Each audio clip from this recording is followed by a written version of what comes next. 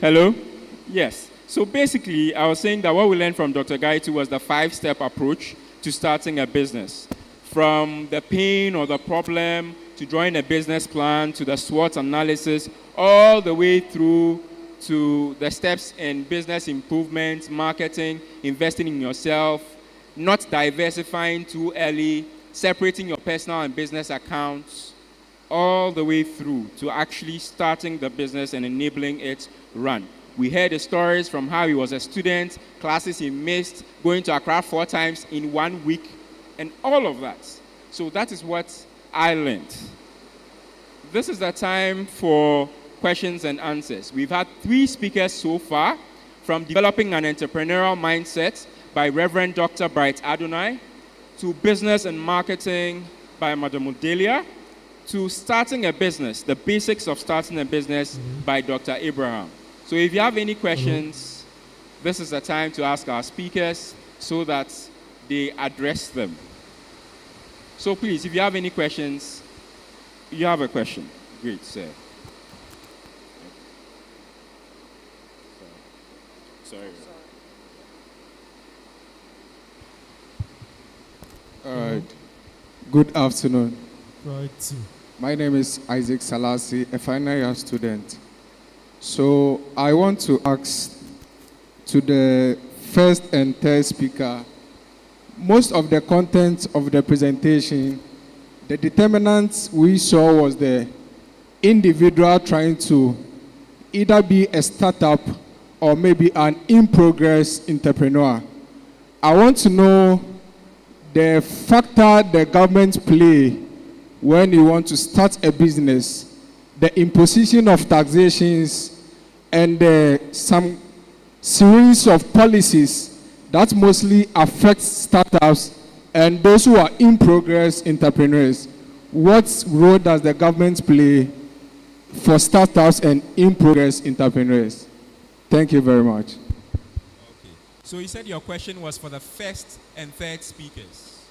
Okay, please. So we'll begin with Dr. Bright.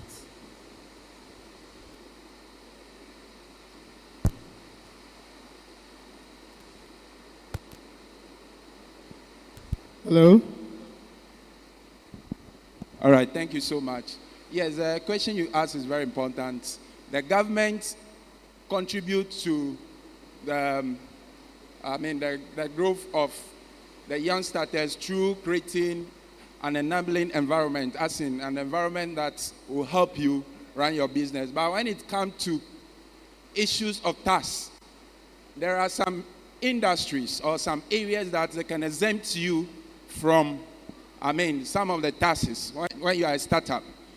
I know there's a new tax law now, and I was told like schools and some other areas, but then there are some that you'll be exempted. We expect government to do more than they are doing in this our country, because when you look at some other countries, for instance, I happen to travel to Kenya. The system they have there, one, is helping when it comes to startups. For instance, rental of premises to start a business is also a cost. Kenya like this, they don't take, just say, rent advance of 1 year, 2 years to start. Just 1 month deposit. 1 month deposit, you can rent a place and start your business. There are a lot of graduates that wish to start something, but then the capital.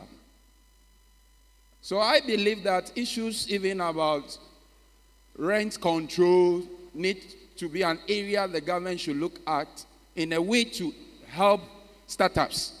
Because if you don't have money to rent an office or whatever to start a business, you are discouraged. We thank God for hybrid, whereby people can, do their business through social media. That's what is helping. So that you don't need to have an office before you start. Rather than that, I think issues of even getting a premises to rent is an issue which I think the government can even help us. All they are doing is, they will tell you they are to create an environment which is friendly for you to do your business. But I can tell you when you start, they will start chasing you. And I'm sure programs like this, if you go on social media, we will urge government to really look at the policies for startups, at least to encourage many to enter into business. But as it stands right now, I cannot boast of anything that government has done to help startups. Because we heard of venture capitals and other fundings, but they are not working. They are not working. If you want to start your business, you need to save, as my brother rightly said. You need to save. You need to devise means of raising your own capital. And so I'm sure I've answered you. All right, thank you. Thank you so much. Anybody else with a question? Okay. Good afternoon. Good morning. Good afternoon. I'll direct my question to the first speaker, Dr. Bright Adonai. As a real estate developer, I would like to know some of your challenges, although the time wasn't enough for you, it was limited. So I want to know some of your challenges you went through to overcome, and also how you manage those challenges. Thank you very much.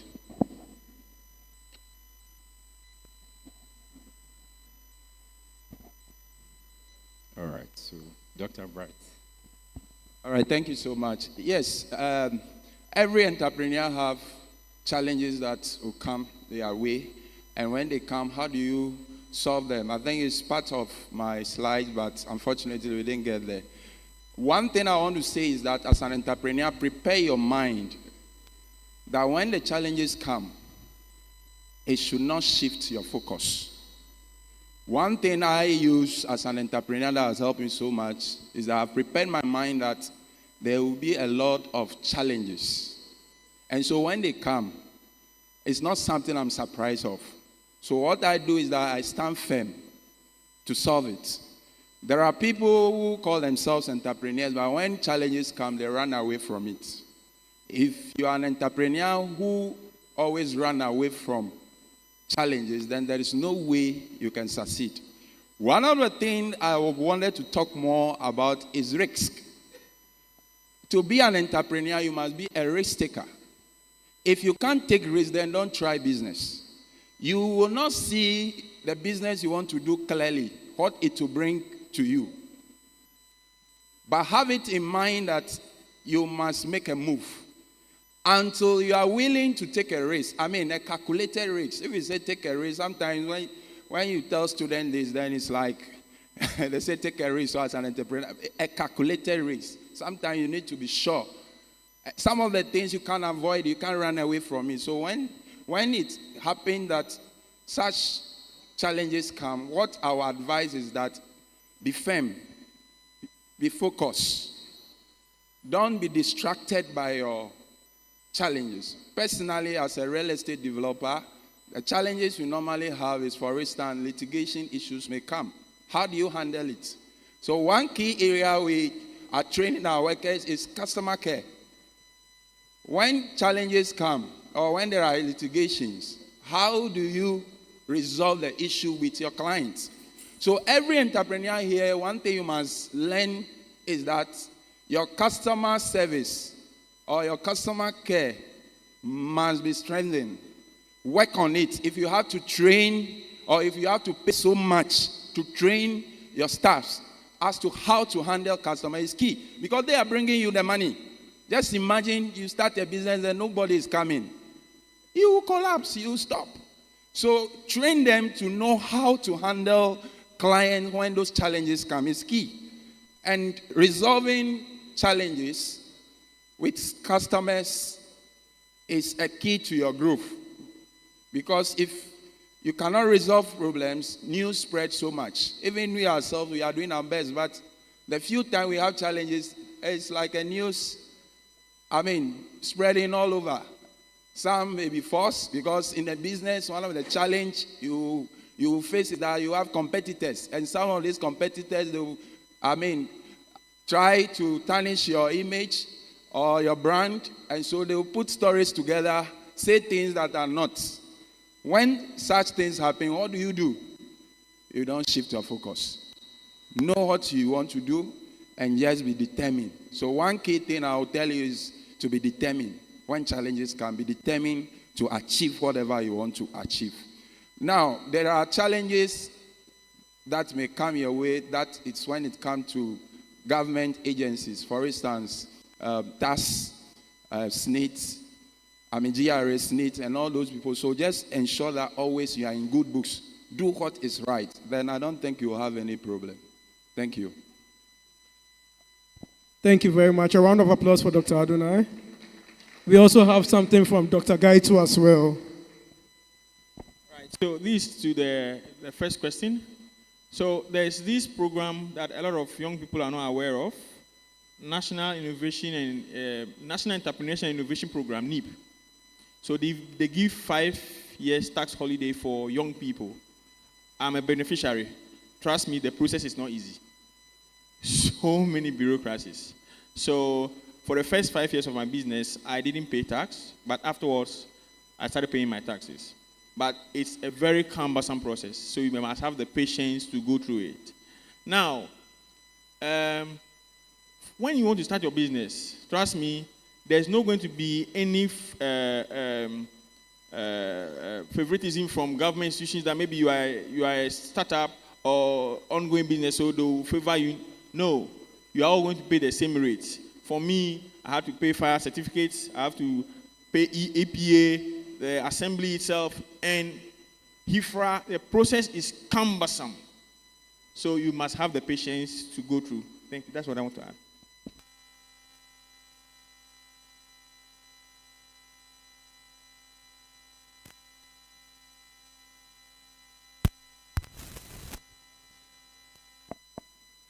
Hello? Yeah. Please come forward. So let's get our questions down, and then let's get, So let's get the first two. Please come.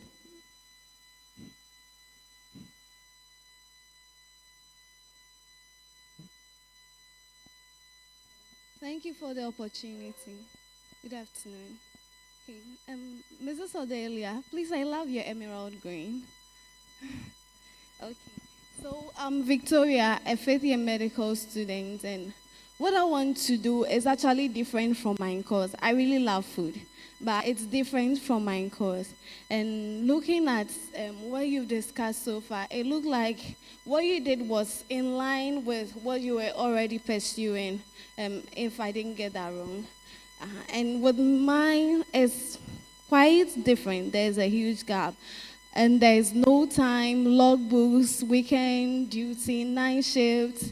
Yeah, it makes it a bit, sometimes I've started something though with a colleague, though it's unofficial, I'm still working on it with her. How do I make it successful even while in school? Yes, please, thank you. Thank you.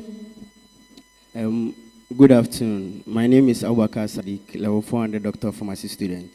So my question goes to the first speaker. Member of Parliament for Ningo Pram Pram, Honorable Sam George, said real estate business in Ghana is money laundering. As a real estate developer, how do you address this issue personally from your point of view? Thank you. All right, thank you so much. Let's give Mrs. Odelia the opportunity to. Yeah, so my first degree is in geography. I ended up doing journalism. You've got to find a way of blending your time, especially, because if you're not able to do that very carefully, you trail in some papers. So, for example, in level 300, I noticed that I couldn't just do the combination of working full-time and also wanting to still be a student. So you've got to find a way of letting some luxuries go. So even though I was hall secretary at the time, we will organize the hall week, and the beach parties, I won't go. And that was the beach party days were the times I will spend to read. Because if I decide to participate in all of that, it would end up making me suffer. So you've got to really apportion your time, knowing that you're not an ordinary student, but a student who wants to do so many things at the same time. So time management, for me, is the most critical. Once you are able to find a way of managing your time, you should be able to sail through doing business and still going with your books, because you have to.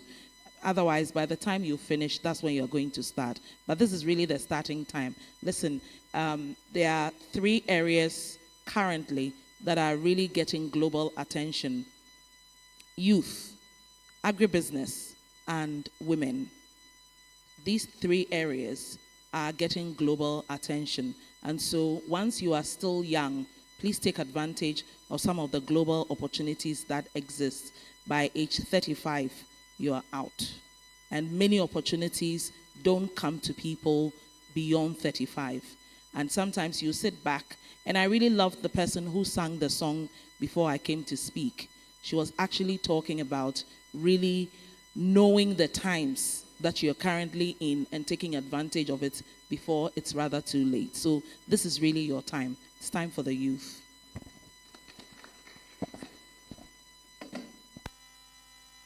So much. Yes, so to answer your question, yes, our Honorable Member of Parliament, Honorable Sam George, yes, the issue he raised about real estate companies, real estate business being a money laundering avenue, I don't stand with that.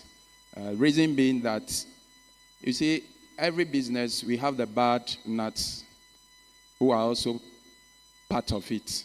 But if you conclude by saying that real estate business is a money laundering, because I am in Volta region and I'm doing well, and I can tell you my source of funding is from sales.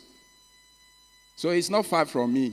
So if you see a real estate business doing well, then you conclude by saying that it's money laundering. I don't get it. As I'm saying that we have the bad nuts, yes, indeed, there may be people who will get their money through money laundering means, as in people bringing in money to the country without passing the right sources, bringing it to buy properties. Fine, it can happen, but it's not all companies that are doing that. And what I know is that before any money will come into the country, it passes through a system, a clearance system, even from through the central bank. And so what system do we have in place to check whether money is going into these real estate businesses are not coming from the right source or not? So that side, I don't really get it. So his comment is rather trying to affect the real estate industry, because it's one of the industry that is contributing to the growth of the economy. And so if we start, attacking an industry that is contributing to, the growth of the economy, then I don't know where this country is heading to. Other countries like Kenya, when it comes to real estate, they are doing very well. And I'm surprised Ghana, our concentration is not really on real estate, which is really an area to be considered. Apart from agribusiness, real estate is one of the major contributors to the economy of Ghana. And so his comments, personally, I don't think is true. So what we are doing currently as an association, my company, we happen to be part of GRIDA, that is Ghana Real Estate Developers Association. We tried to ask him to apologize for the comment, but he's still saying no. And so we don't want to go further. We are doing the right thing, and as earlier on said, be focused. These are some of the challenges or the frustrations that people want to bring on your way when you are doing well as an entrepreneur. So we ignore his comment and we are moving on. It is left to the government to now go into it, to investigate and see whether the comment he made is true or not. That's what I would say.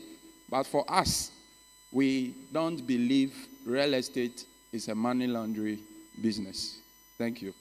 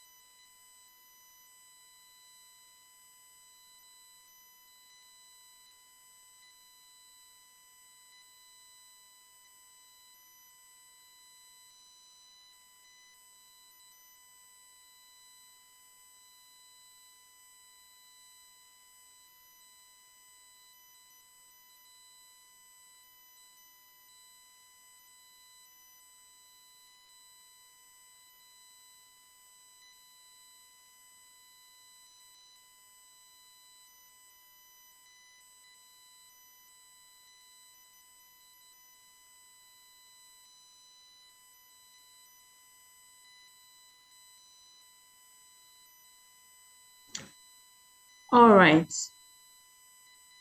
Thank you so much for this wonderful opportunity. I'm happy to present to you on this really amazing topic.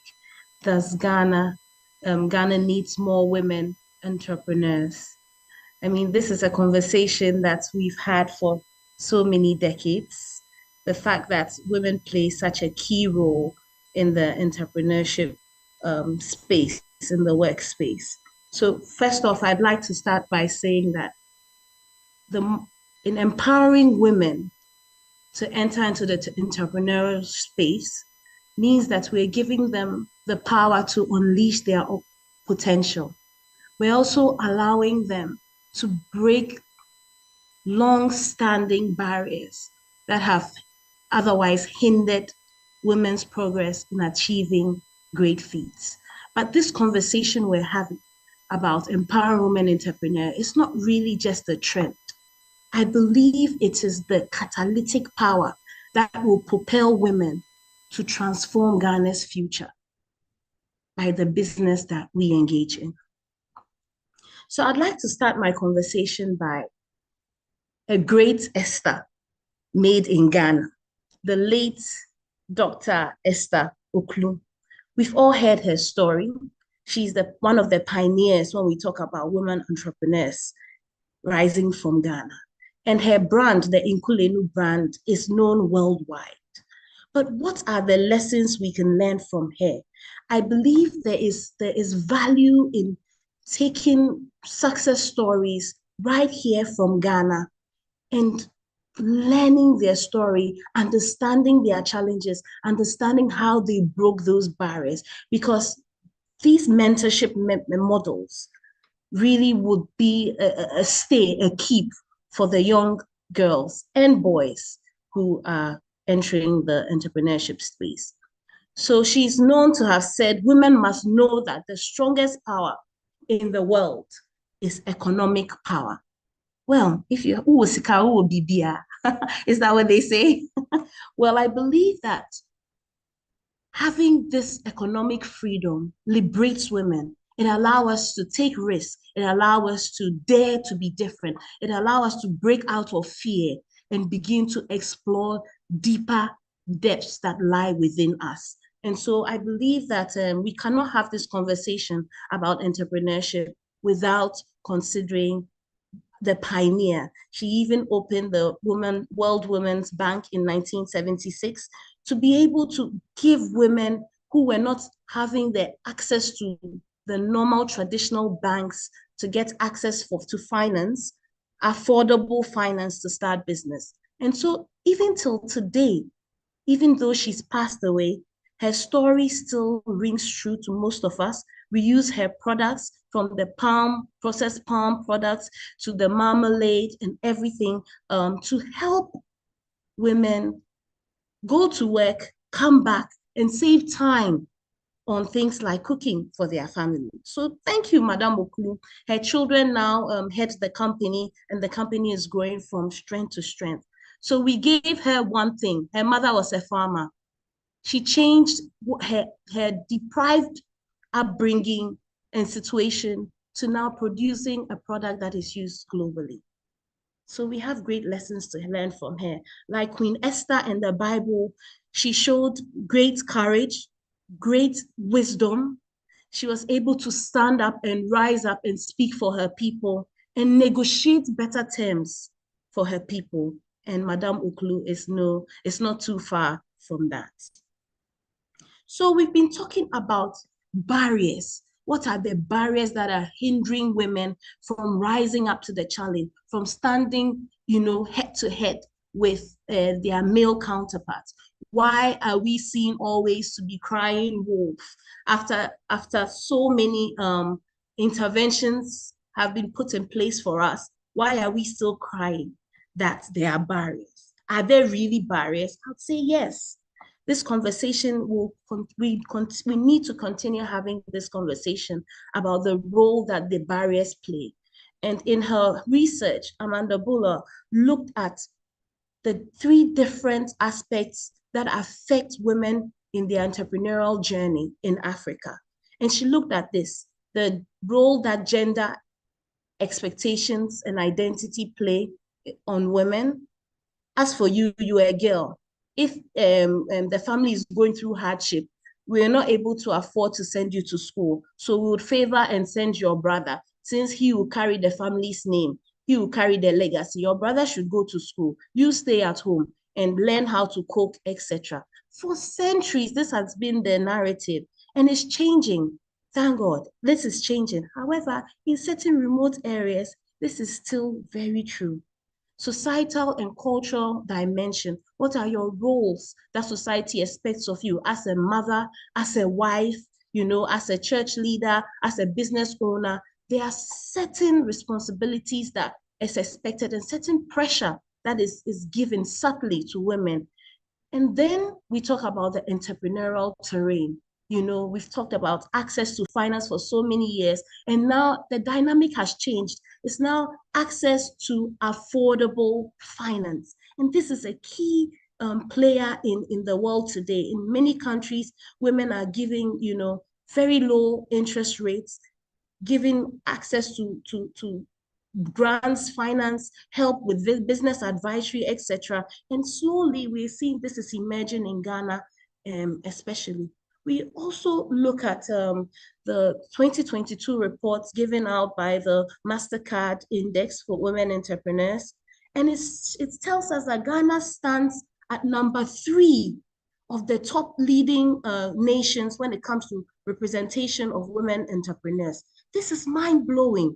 Of all the nations to stand number 3, number 1 is Botswana at 38.8%, and Uganda at 38.5%. Year in, year out, you find that these countries rotate from first to second and third.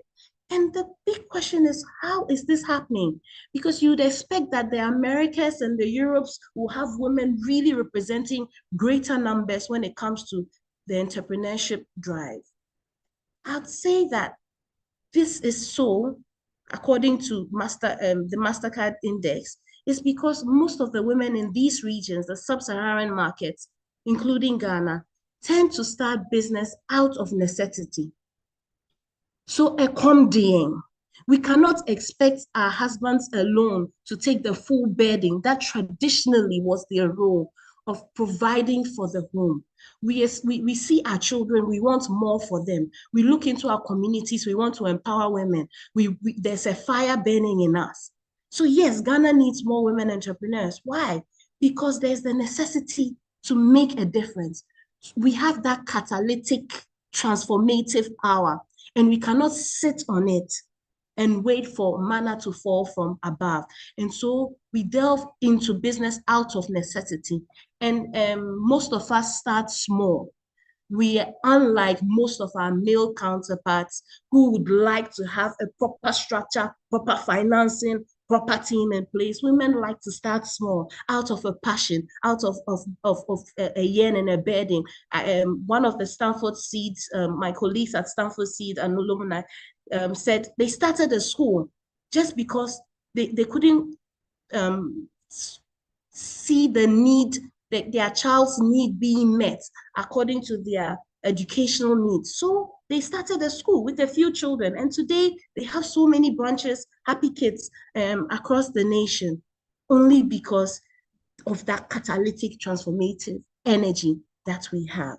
And so if really Ghana is number 3 globally when it comes to representation in the entrepreneurship space, why are we not seeing great impact? Well, we've been having these conversations for so many years, and I believe our voice is being heard. We haven't had great impact because most women shy away from, governmental positions that allow us to influence policy, positions that allow us to, have a voice and make a difference. But now, with education being rife, you find that women are picking up these roles. And I'd like to use Madame Abina Osei Poku, who is the MD of Absa Bank. She is a woman sitting on power, the MD of Absa Bank.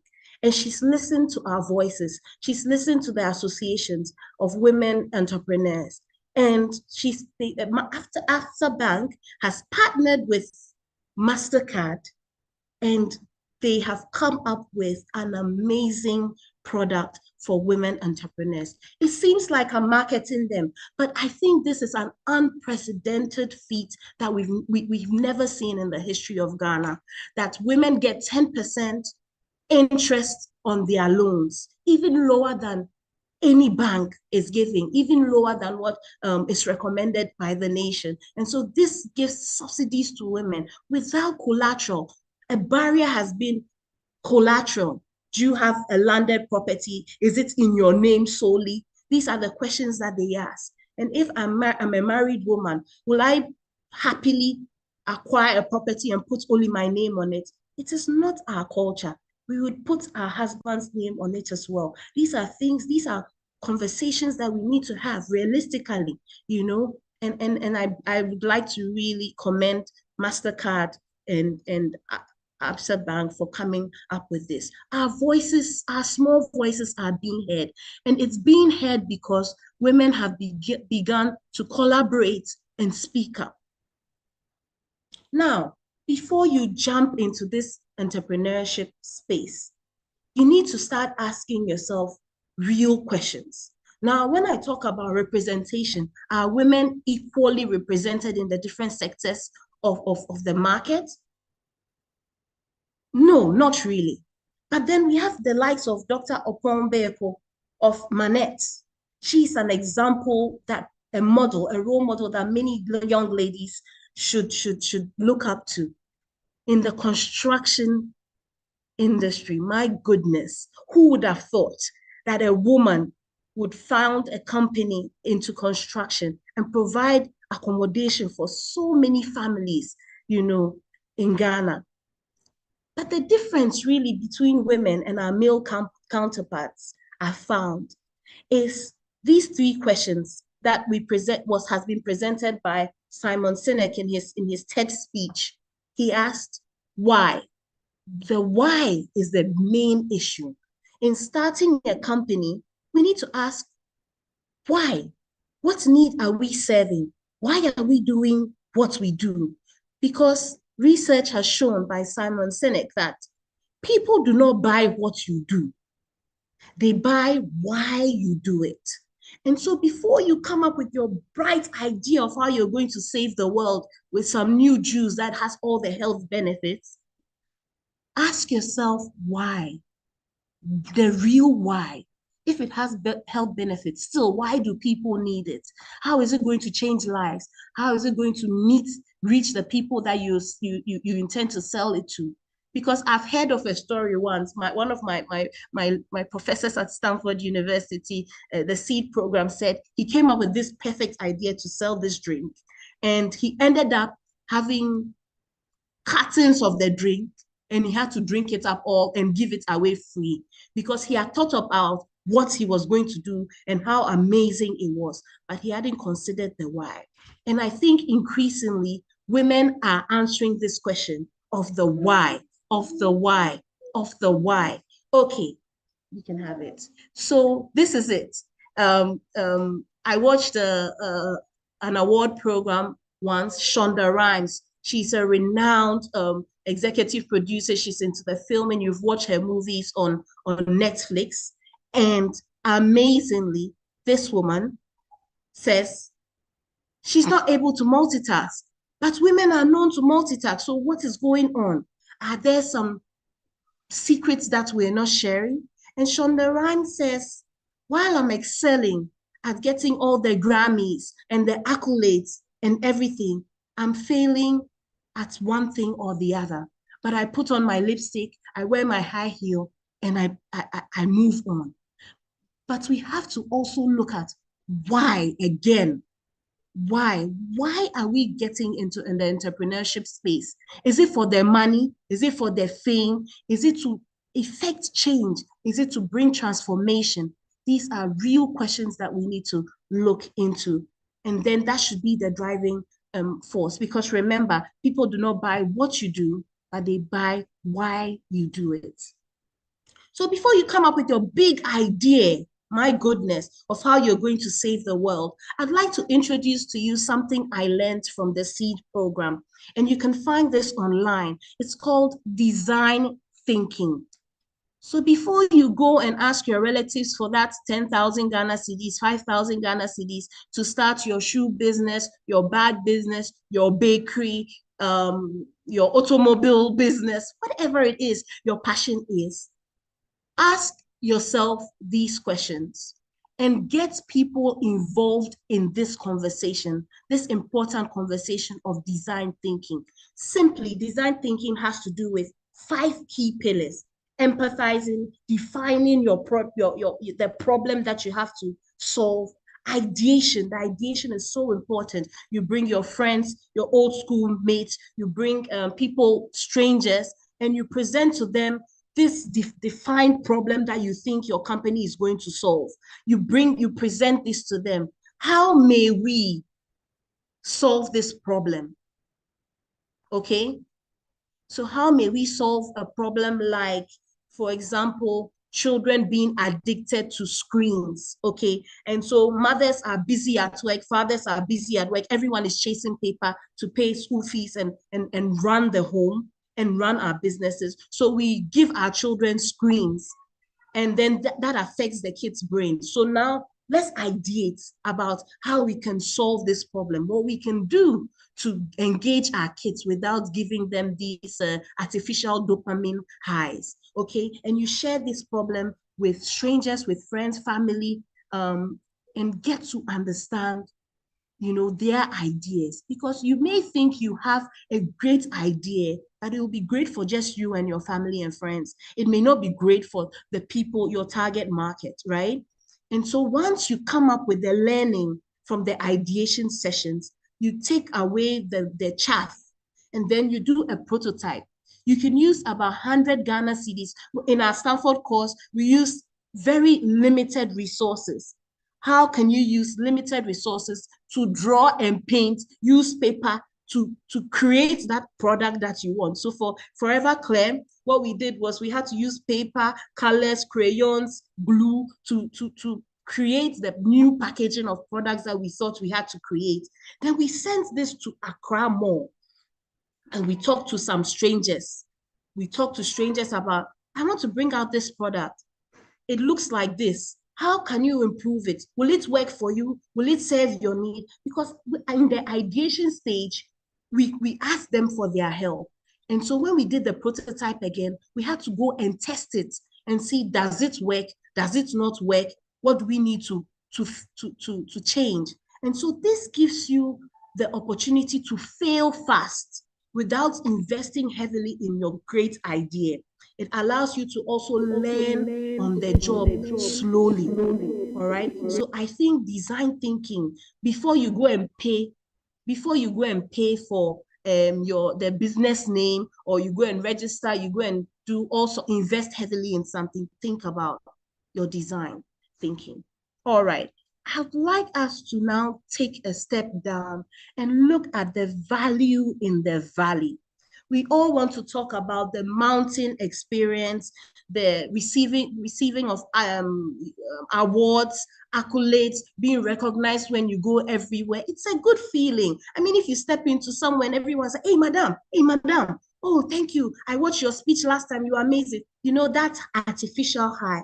That is not why we get into this. And increasingly, because women have for centuries been our own competition, because we're trying to also prove to our male counterparts that we are able to do better what a man can do, we are not sharing the value of the valley. That is when we fall. We should not be afraid to fall. We should not be afraid to fail. We should not be afraid to raise our hands and say, you know what? I don't know how to do this. I need help from my male counterparts in IT, my female counterparts in IT. I need help from my friends in marketing, in sales. We cannot do it alone. There is value in collaborating, in sharing our experience, in sharing our skills, in sharing our knowledge. There's this word that has been used for some years now, and everyone is singing it, Ubuntu. And it's so perfect for this conversation. I am because we are. If I can see the light in you, and your light can help me shine, and my light can help the next person shine, why don't we hold hands and go far together? If you want to go alone, then you go fast. But if you want to go far, you go together. Dr. Agri said, if you educate a man, you educate an individual. And if you educate a woman, you educate a nation. All right. Okay. Thank you. Thank you.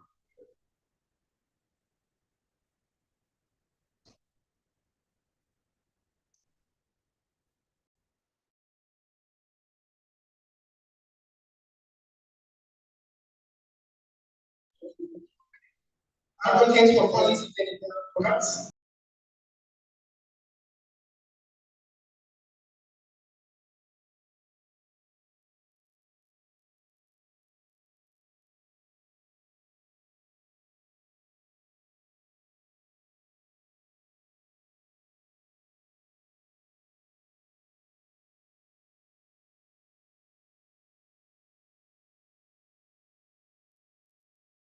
Amen. Thank you so much. We'd like to move on to our next speaker. We don't want to waste time with that. Our next speaker is also an entrepreneur and a philanthropist who is the senior accounting assistant at the finance directorate here in the University of Health and Allied Sciences. He is also the co-owner and administrator of Farm Pro Ghana Limited. He is a council member of the University of Health and Allied Sciences and holds a mini MBA certificate from International Business Management Institute from Berlin, Germany. Ladies and gentlemen, with a resounding round of applause, let's welcome Mr. Jeffrey Ni Otulakai, who is talking to us 15 minutes on why startups fail. Thank you so much.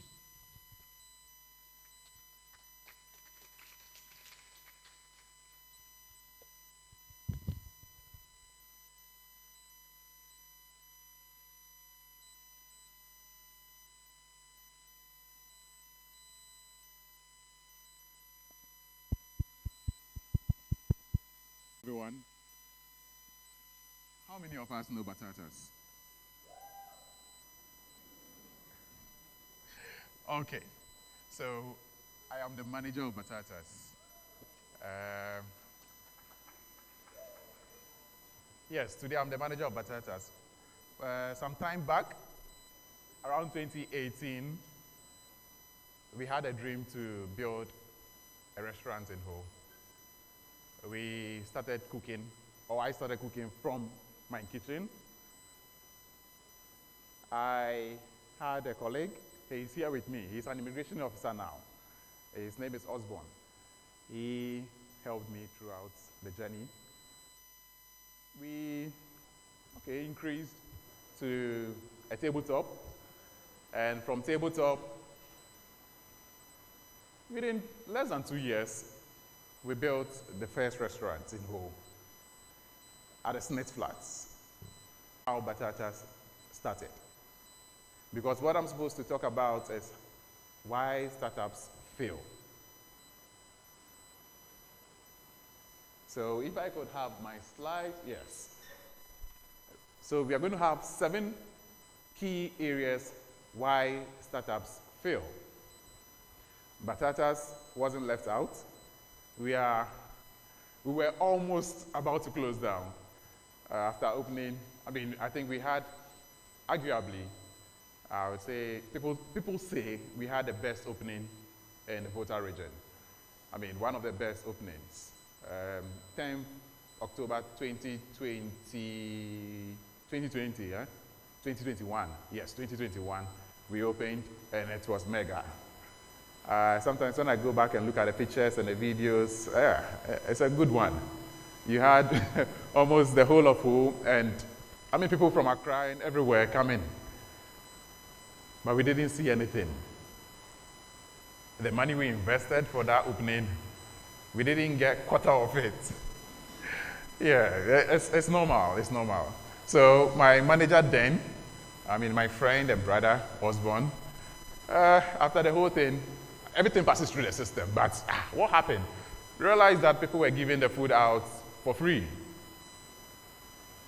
The servers, our waiters, we call them servers, were giving out almost everything for free. The people don't pay for it. That opening would have shut us down because we spent over 30,000 for that opening. We bought, everything that we need for the kitchen.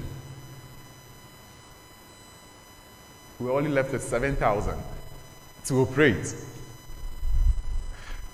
Yeah, that was what happened.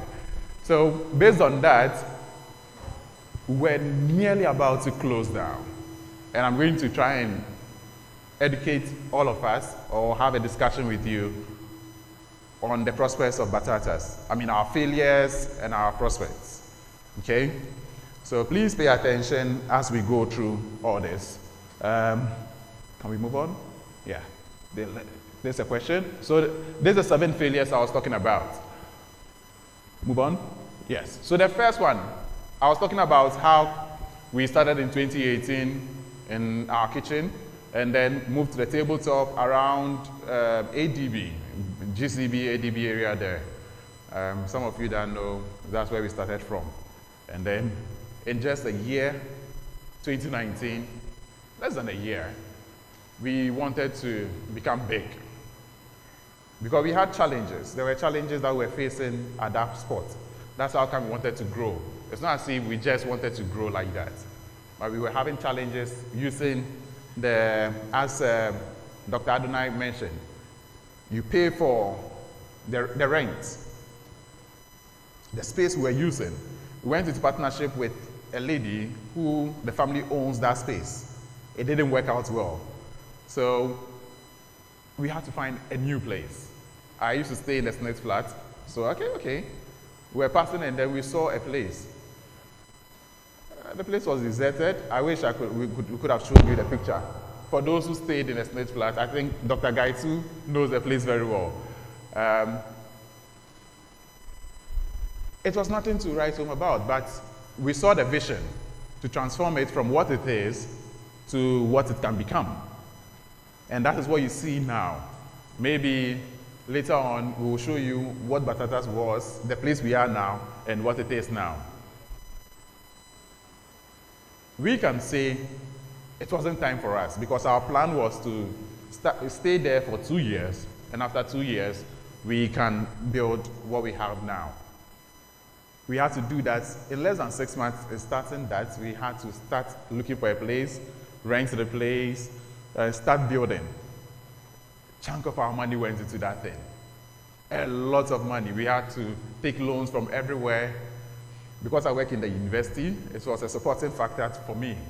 I had to take a lot of loans.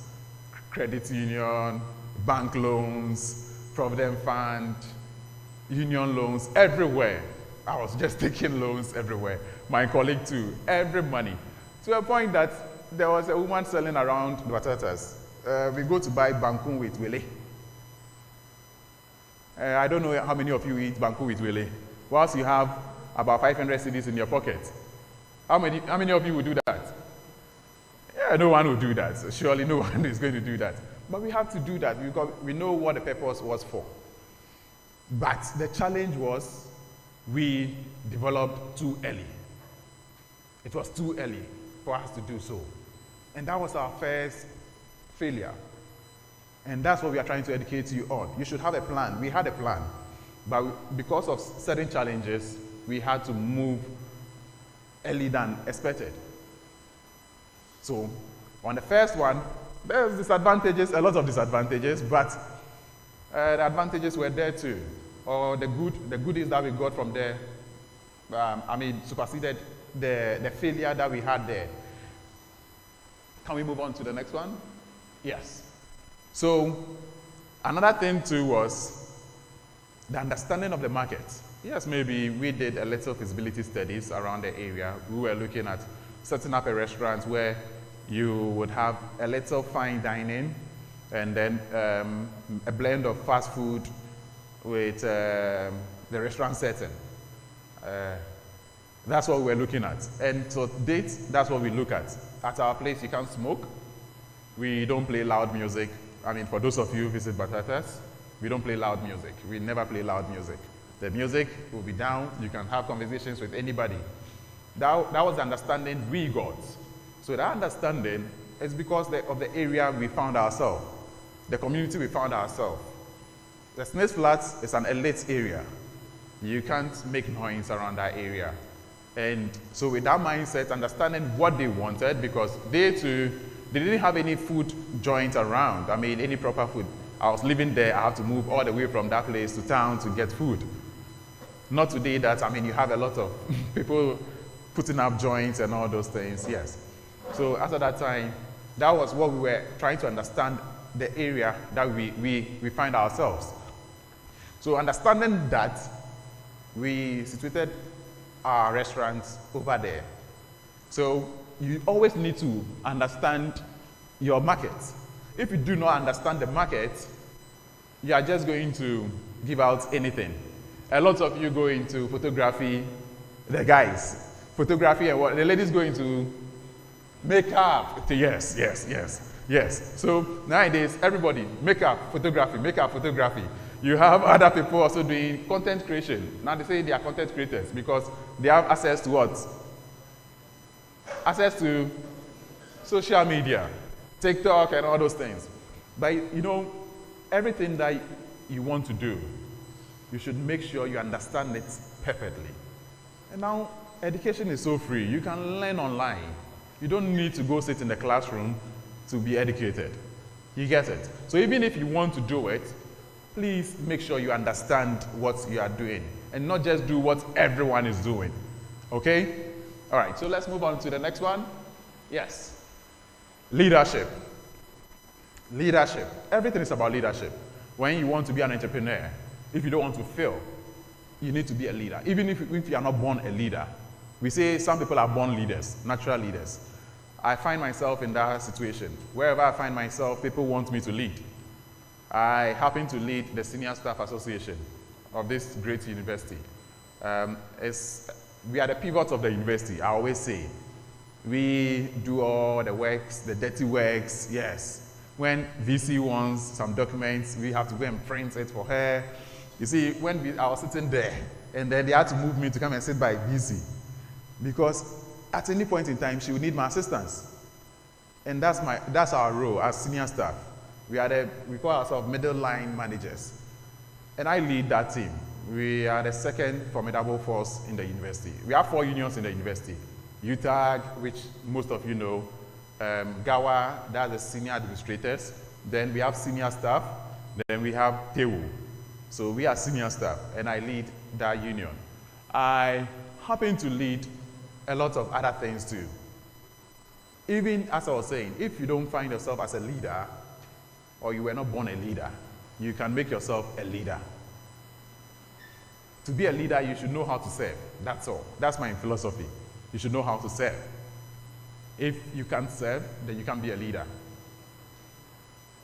My VC is a leader because she doesn't mind serving me. And she always serves me. She always serves me. When we were coming in, my brother can tell you what she was telling me outside there. I mean, it's amazing when you have superiors trying to come to your level and try to do things for you. That's what leadership is all about. You are not boss over anybody. You are only put in a position to help others also get to where they have to get to. So if you are in a team and you are leading the team, then you should be able to serve them too. You should understand what they want, what we are looking at, what the goal is, and lead them to the promised land. You might not benefit from it, as Moses didn't, but he led the people to what? Almost close to the promised land. Show them where the promised land is, and off you go.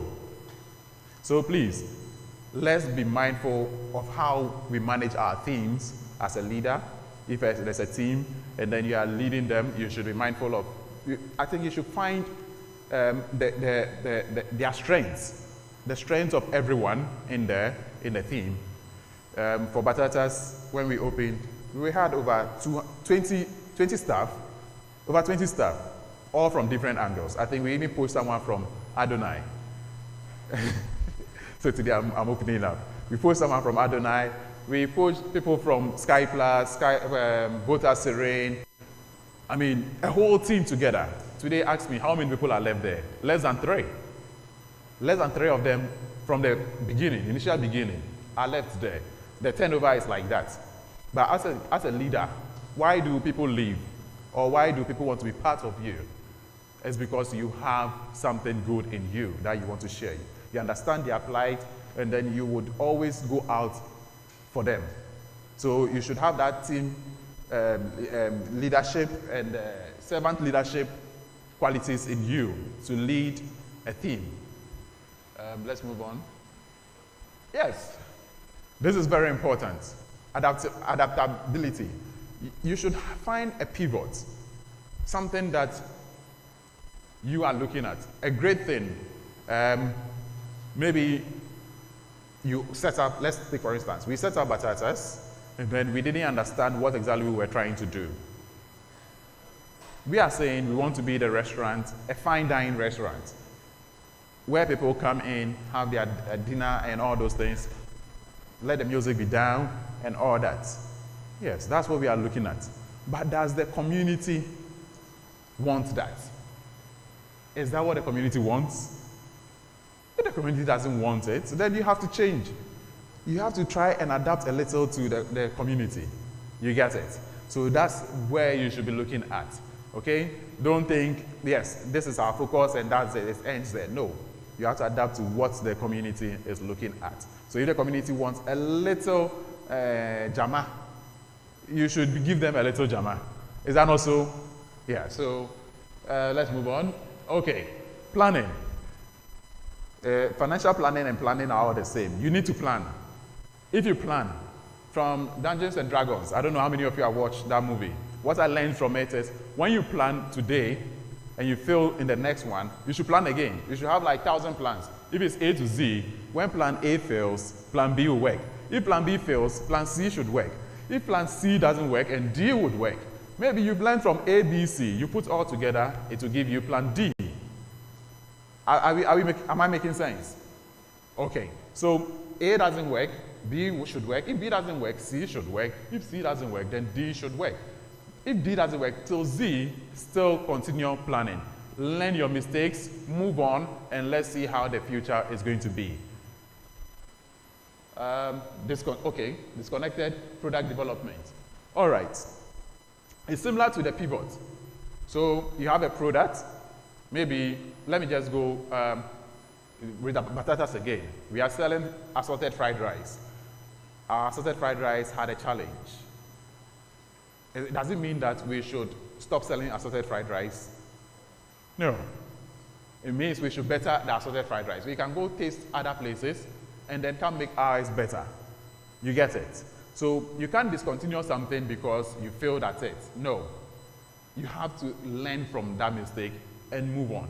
In business, you would fail, you would fail, you would fail, but success is at the end of the whole failure if you remain consistent.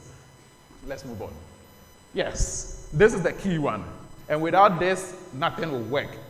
I always tell people, before you venture into any business, you should have the passion for it. You should have the passion for it. If you want to be an entrepreneur, there's a difference between a businessman and an entrepreneur. Maybe you should go Google more. But the difference between an entrepreneur and the businessman might have passion for it, all right, by looking at his margins, his or her margins. I want to make this profit in this number of days, in this number of years. That's it. An entrepreneur is looking beyond that horizon, looking at years to come. The Bill Gates, the Steve Jobs, name them. All those guys, they are looking beyond today, tomorrow, 1,000 years to come. So, passion. Have the passion for whatever you want to do. I had passion for cooking. I didn't study cookery or culinary skills or anything anywhere. Maybe I did online courses and all that, but it came natural because I had passion for it and I invested in it. I brought other people on board, we all agreed, and then that is the way we are going. So if today all my chefs or all my cooks leave the kitchen, I am there. My colleague is also there. All my colleagues they've all learned how to do something at the restaurant, especially the kitchen, because that's the engine of any restaurant. Without the kitchen, forget. The front office people, we can get, you tomorrow, you. Everybody at all can do that when you are trained. You get it. But the kitchen, it takes time to get it right. And you can't just cook anything, you have to cook a recipe. So you would need to have passion for whatever you do. Let's move on. Okay, so these are the key takeaways. Let's move on. Yes. So I'm saying it's never too late. It's never too late to start anything. I still work with UHAS. I have my plans, but I still work with UHAS. And I'm still what I want to be. I'm following my passion of managing a restaurant. Although I don't sleep a lot, as Dr. rightly said, I don't sleep a lot because from UHAS, I need to go to the restaurants. I stay at the restaurants I close with them, literally. Close with them, I start with them. So when we close around 12, I need to go home, catch my rest. By 5, I'm up, start planning again. I go to the restaurant, put things right before I go to UHAS, before 8 o'clock. So you can just imagine, every day I'm on the go. Every day I'm on the go. Weekends are no exception. Weekends, you have to be there. It's because that's the time it booms more. So your attention has to be in whatever you are trying to do. You have to give it your all. That's the same thing I think the other speakers were saying. Giving your all. When you want to start any business, giving your all. Don't do it matrai makwe. There's nothing like matrai makwe. Okay?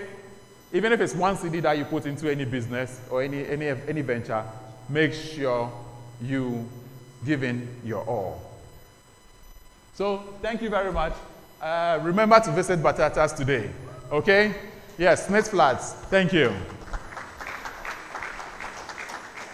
Yeah. Thank you. Thank you very much. Thank you very much.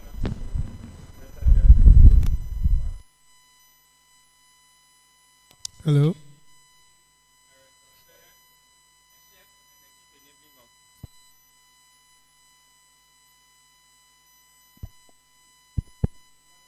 Hello.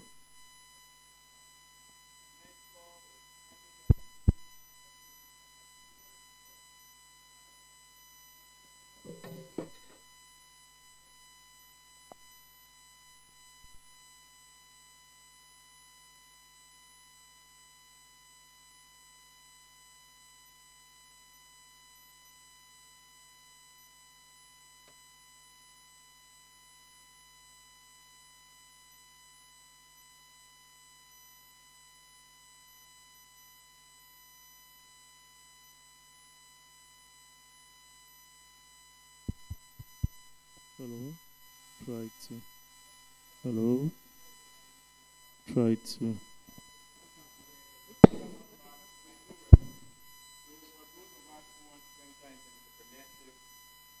This is a wake-up call for us about the need to be leaders who probably have not as much rest as the people you are leading well.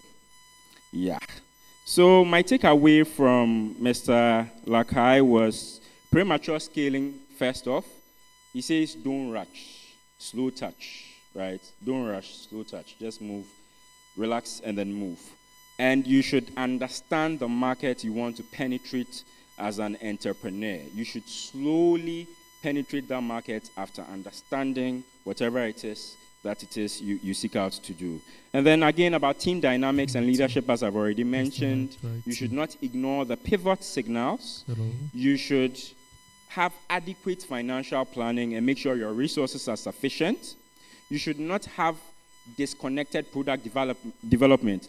Take feedback, improve on your products, ensure that at any point in time, what you are selling is the best version that you can produce, and then have passion, la passion.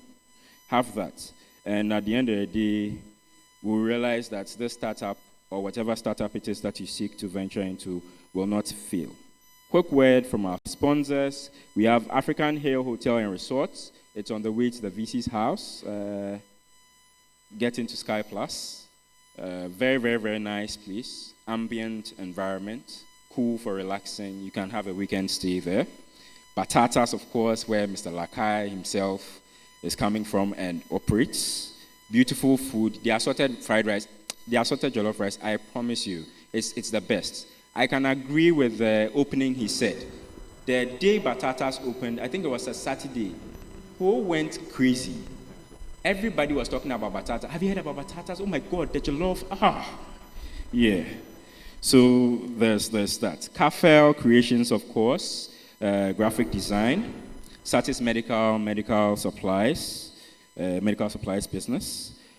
So without further ado, we'd move to our next speaker, who is going to talk about how to pitch a business idea to potential investors.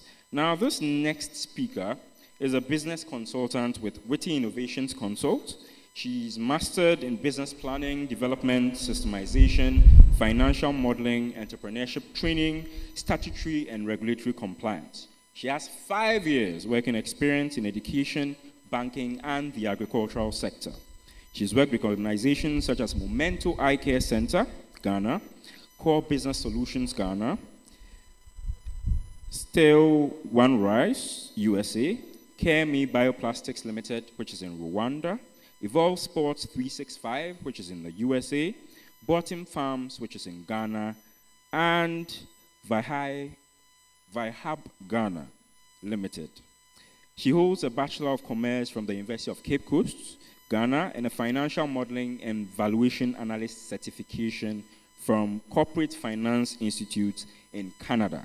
She is the winner of the TEF Grant Award 2021 and the Volta Pitch Contest 2021, which was the maiden edition ever organized.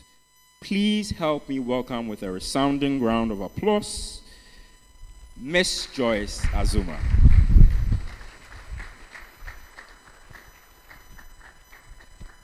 All right.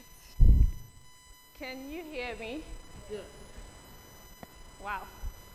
Okay, so we have heard about developing entrepreneurship mindset. Our VC has talked to us about being an entrepreneur. We have talked about starting a business, and we have also talked about why startups fail. Now we want to go for the money, the most important part of starting a business, of course. Now, how do you pitch your business? Pitching your business to an investor is like mastering the art of persuasion. You should be able to persuade someone to be able to put money into your business. And today, because I'm very generous, I'm going to give the opportunity to somebody to pitch their business in 2 minutes. 2 minutes. So, I haven't talked about pitching a business, of course, but anybody who is prepared to pitch their business can come up and then pitch to us. Okay, we have a volunteer here. Please tell us about your business in 2 minutes. Hello, I'm Aram. Right, so my business is Serve. It's called Serve, S-E-R-V-V. Right. So we are a software company. Right. We build software for restaurants. Now we do what Haptel does, but better. We allow you to be able to customize your own app, your own web app, where you're able to interact with your customers. You're able to get customer feedback from whatever experience they have with their restaurant. Aside that, we give you the opportunity to have an up-to-date menu for whatever meals you have at your restaurant as well. I personally had an experience in one of the restaurants where I went, and then their menu was not up to date, right? I went and then I wanted shawarma, and apparently after a certain time they don't take shawarma orders. But unfortunately, I didn't do that, and that was my first time. But then with Serve, you're able to give them an up-to-date menu. At all times, your customers know when and what food you have available and at what cost. And also, they're able to make table reservations. So there are places, restaurants that are very, very busy.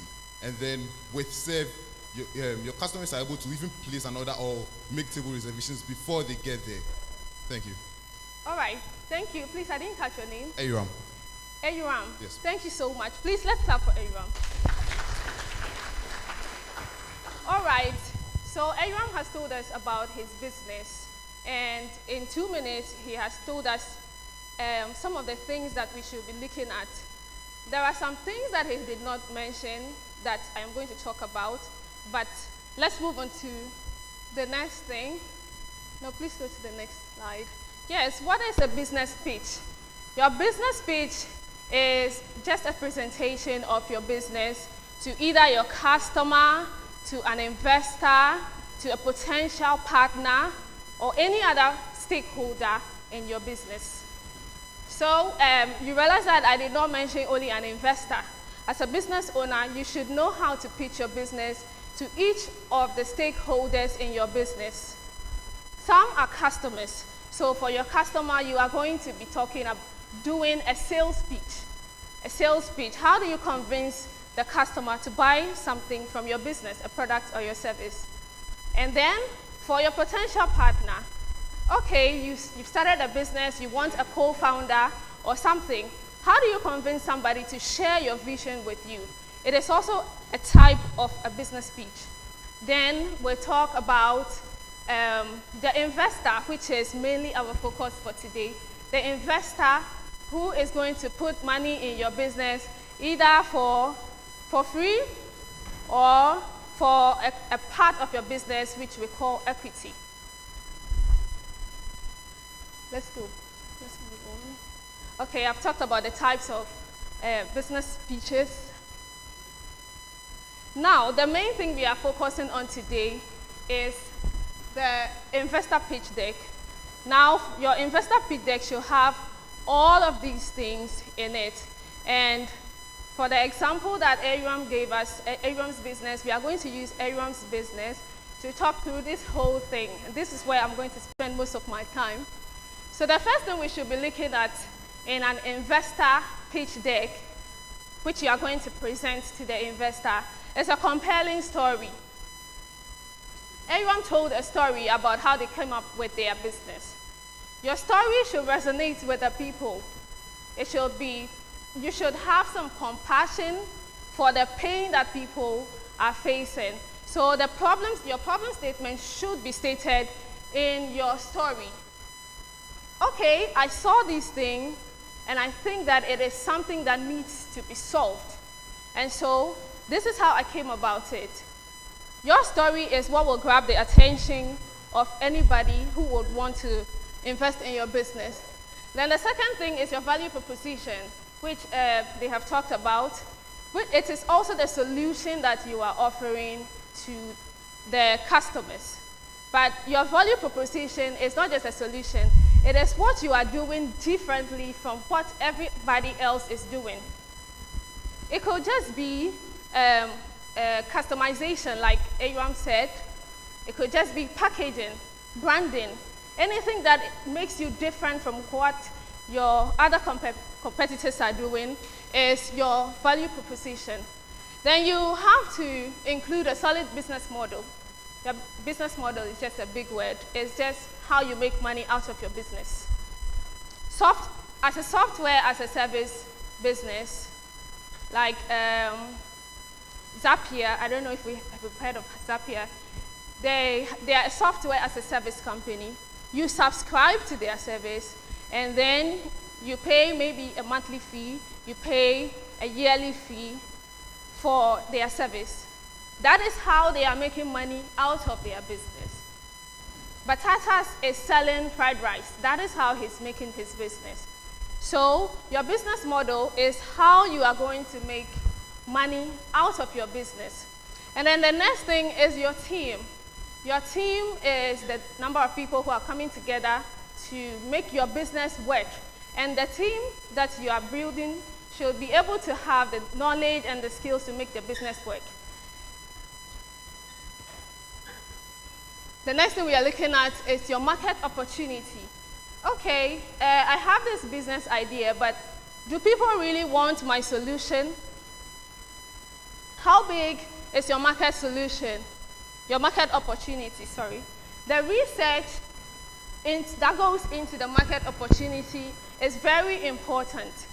You cannot just go, if you're going to pitch your business, and then tell the investor that, okay, so for my solution, I believe that we do not have competitors, so we are going to capture 100% of the market.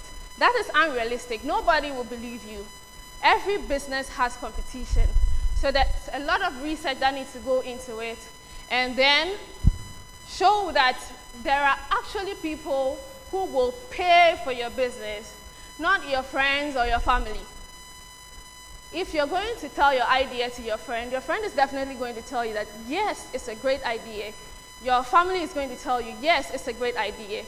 Tell your idea to people who are not in your circle, and let them tell you what is wrong with it. Because as an entrepreneur, sometimes you are thinking that what I'm doing is great, but really it's not. So your market opportunity should be able to tell you how big the market is and how people will actually pay for your business, your products or your service if it comes up. And then your go-to market strategy is how you take your business from the idea stage to the customer, the final consumer. You should have a way of tracking that, how your idea starts and then gets to all the other stages, the value chain, and then to the final consumer.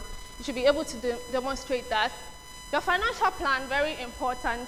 An investor will always want to see your financial plan, because if I'm going to put money in your business, I should be able to know that I am going to get my money back, no matter what. That was one thing that Aram did not mention in his speech. Okay, and then maybe because he had only 2 minutes. But that is a very important thing. And then also your financial plan should, maybe if you have started already, it should have maybe your previous finances. And then, suppose I get investment from you, this is what I am going to get to do with the money, and this is how much profit I'm going to make.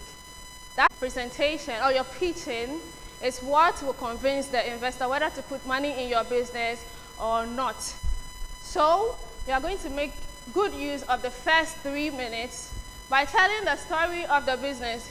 You can start with something like, if I were to be starting a plastic waste recycling company, I could say that, did you know that the average human being produces about 1.5 tons or 1.5 pounds of waste in a day? That could grab the attention of somebody to listen to your story. So you can start your story by asking a question, or maybe an opening statement that quite makes an impression on people. And then, please go to the previous one.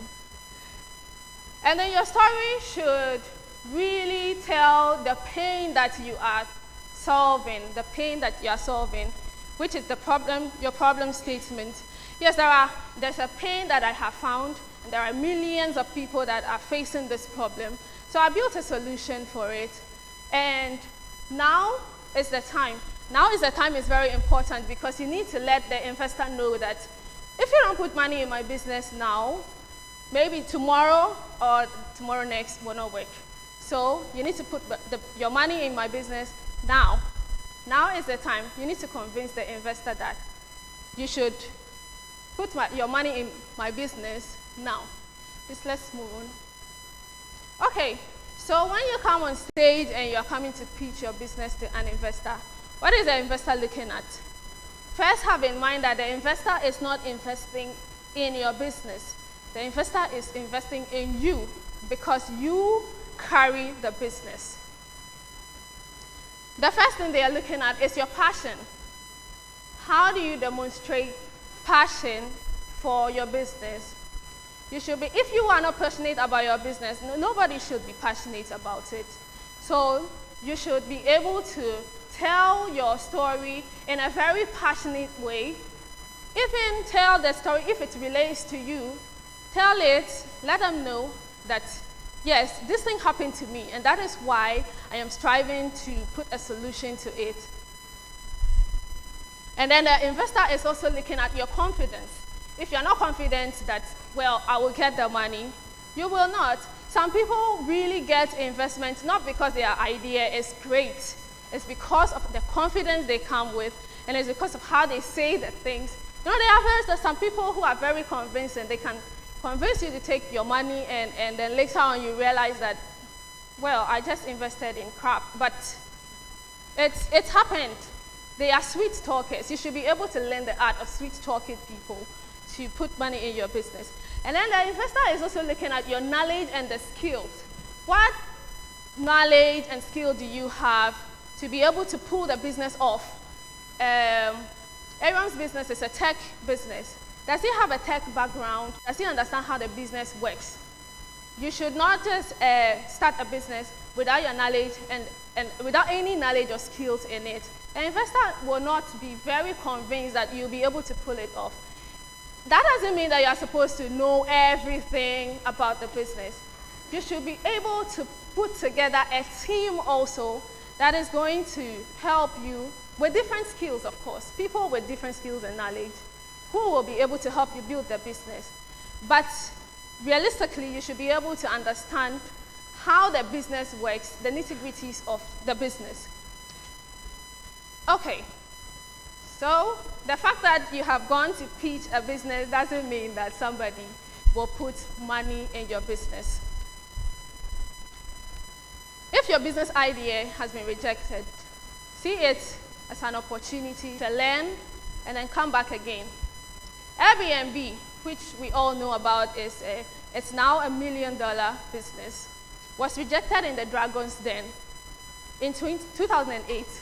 The Dragon's Den is one of UK's biggest pitching competitions, where you go and tell people, some investors about your business, and then they put money in your business. Huge monies, of course. And Airbnb went there too. The owners of Airbnb went there to pitch their business, but they were rejected. Now, Airbnb has $1 million valuation because they did not only see the rejection, they went back to work on the feedback that they got, and then they still went ahead to run their business.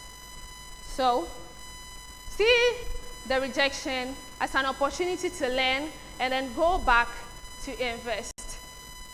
Go back to pitch, sorry. Now, transform your idea into reality. Before you go and pitch, one of the best things you should do is to plan your pitch. You don't just go and stand by before the investor and say things, out from your head because you are running a business. Plan your pitch to be perfect. Well, maybe you cannot have perfection, but planning always helps. And then practice. Don't practice with your friends. Practice with people you don't know who can tell you that, well, I'm not convinced, so that you work on it. Practice, practice, before you go to the investor, and perfect your pitch before you go. In closing, I will say that the future of entrepreneurship lies in our ability to paint visions that inspire action. If your vision is in your head and you cannot paint the picture for anyone to believe in your vision, then they will not be able to take action on your business, and you'll not be able to get the funding that you need. Thank you. Thank you very much, Miss Joyce Azuma. Would like to take a short break here. She has done a good job in teaching us how to pitch a business, having a story, compelling story as such, a strong value proposition.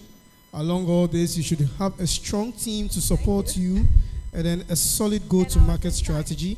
All of this is going to help you and move on from one point to another.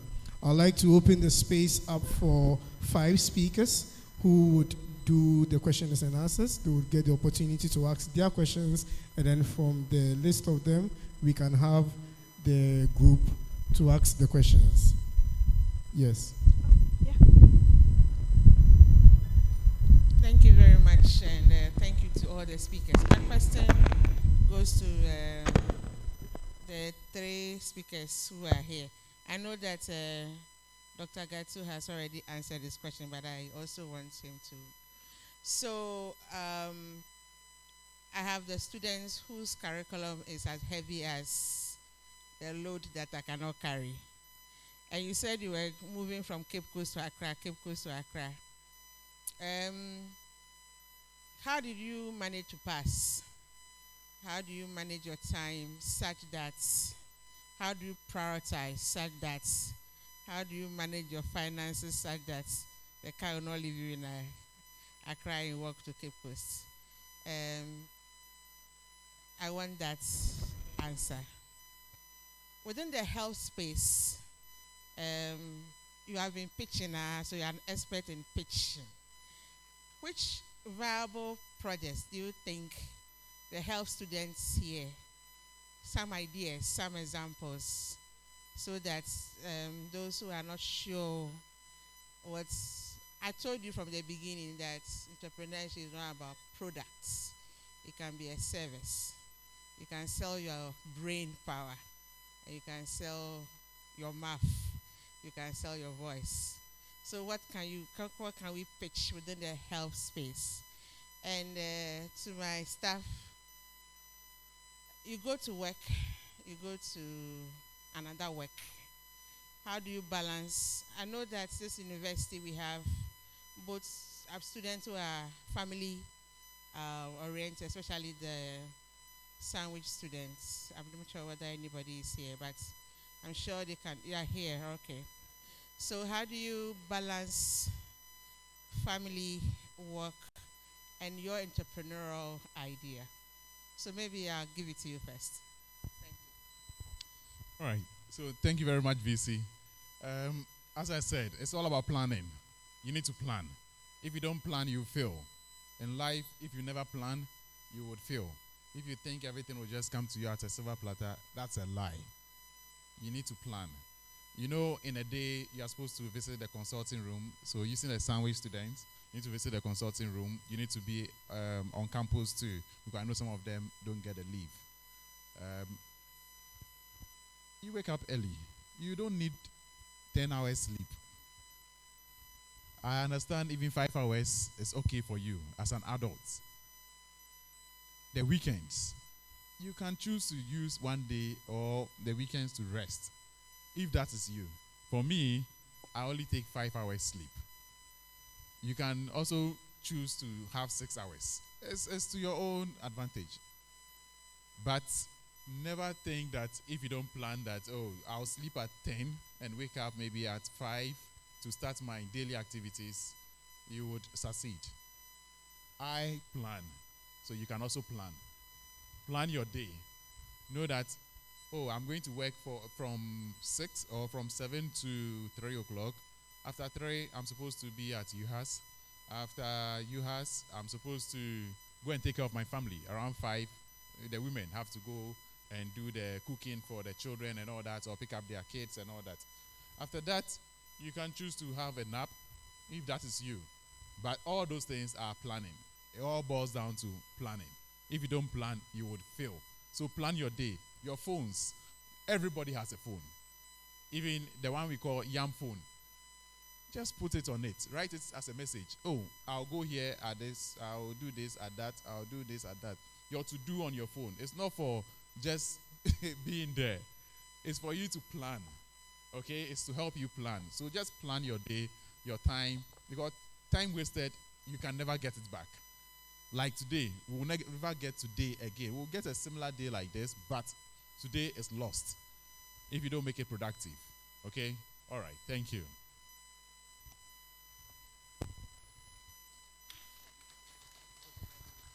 All right. For me, when I was in school, our curriculum was very packed. So each morning, unconsciously, I draw my plan. Where I should be at what time. Such that you don't just come to me and say, oh, AB, let's go somewhere and I'll follow you. No. If it's not part of my plan, it's not part of my plan because I have limited time. That's one thing. And unconsciously, it has made me time conscious. So when you give me time, I meet you at that time. So I find it very difficult to wait for people. So that is one of my fights with a lot of people. Time. So you give me time, I'm there because if you waste my time, then you are eating into Cape Coast about 1.5 hours. So when I have a call that I have to do some supply in Accra, I have to go. So I might be missing a class or two, or I might be missing my library time. So in university, I slept 4 hours a day. And unconsciously, now, if it's not 12 o'clock, I can't sleep. Even if I don't have anything doing. And my biological clock, by the time it's 4 or 5, I'm up. And I can't sleep again. So that is for me. I don't know how to work for you. Yes. So you just have to try and manage your time. Make judicial use of the little time you have. And I didn't have a social life on campus. She was my junior at UCC. I have another one there too. I didn't really have social life, to be honest. So I'm now trying to find my way through that. So in university, I didn't have social life. But it's very important to have a social life, to have a balance between your academics and social life. But for me, when I was in university, I didn't have one because of what I wanted to do. Yes, thank you. Thank you so much. Yeah, okay.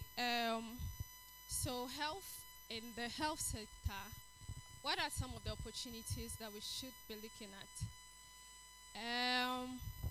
I think that consulting is one of the new things that are, well, everything is consulting. We have IT consulting, we have health consulting, we have business consulting, we have all the consulting that you can think about.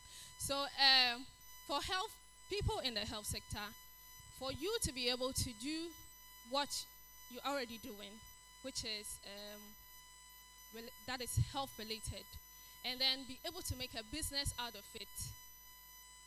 Look at consulting, maybe specifically to the area that you have focused on. And we all know that the main reason why we start a business is to solve a pain. You are in the industry. What challenge are you facing? What challenge is somebody facing in there that is related to your field that you can find a solution to? I cannot give examples because I am not into health, but I'm sure that because you are there, you know the many challenges. I mean, Ghana is one of the biggest places you should find opportunities in the health sector because our challenges are many. There are a lot. Don't just sit down and complain that the government is not doing this or that. In your small corner, you can start something. Health consulting. I have somebody who I stay in my house, a co-tenant who is in public health or something. He's starting his consulting on the side. He wants to do house to house something. I'm sorry. Home care, yes. Home care. And he has developed a business model, simple one, for that. You can start from there, but you should also have in mind that the passion should be there. If that is not where you would say that health consulting is one of the things that you can look at on the side whilst working in the health sector. Thank you. Thank you so much. A round of applause for all our responders. So 5. All right, so because I want to leave, I have somebody waiting for me. So I just want to add on to what the name Joyce said a moment ago. So with the cradle to grave, then the health space is prevention, curative, rehabilitative, palliative, whatever. So I have, met people whose entrepreneurial work was in funeral homes, bereavement care. Some was before you even get pregnant. What is it? So I said from the beginning, those who were, majority of you were late, next time don't be late, is what is the problem that you have identified? And then you go in. So do not have in mind that it is only service for somebody who is sick, okay? So your entrepreneurial idea could span from prevention to rehabilitation, whatever. So you can, so he is the eye. So I said I want to go and change my spectacles with him. So I'll follow him or book an appointment. What about you? Which area are you studying? You can find a gap there. But that's a question.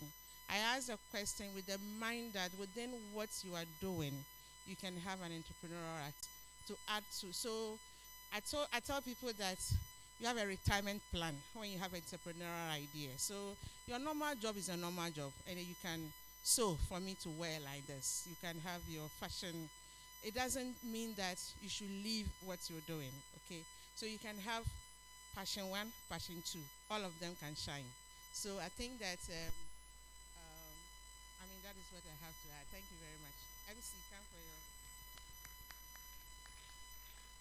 Thank you so much, Madam VC.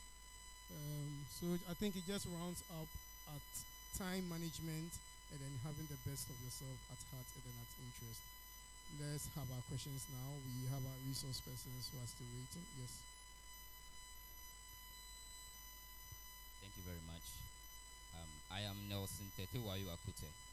I'm also a student of this noble university. Please, my question goes to Dr. Abraham.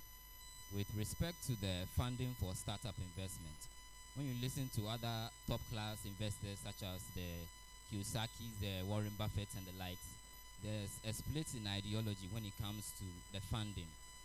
One school of thought believes that you have a certain amount of money and you get a profit on that investment, you should actually plow back and use the whole thing to, if let's say 10,000, you get 2,000 on it, you should use the 12,000 to reinvest again. And another school of thought believes that you should never use your own money for an investment, so you should actually use the profit to rerun the investment. So based on your knowledge on experience and about risk and reward and leverage, which of these two would you say is the best choice for a novice investor? Thank you. Shall we have our next question, and then from there we can give it to the responders. Okay, thank you for the opportunity. My name is Suman Kuma, and my question actually has to do with the differentiating factor. Upon all the presentations we have, we realize that there is this differentiating factor that every business personnel has to have to be different from the competitors. So I realize that if you look at the business market and the business world, everybody is producing a product that is based on faster, cheaper, better kind of ideal. So if we are all producing a product to make it faster, better, and cheaper, what is the ideal differentiating factor that I should attach to my product in order to differentiate it from the other people? Thank you. Thank you.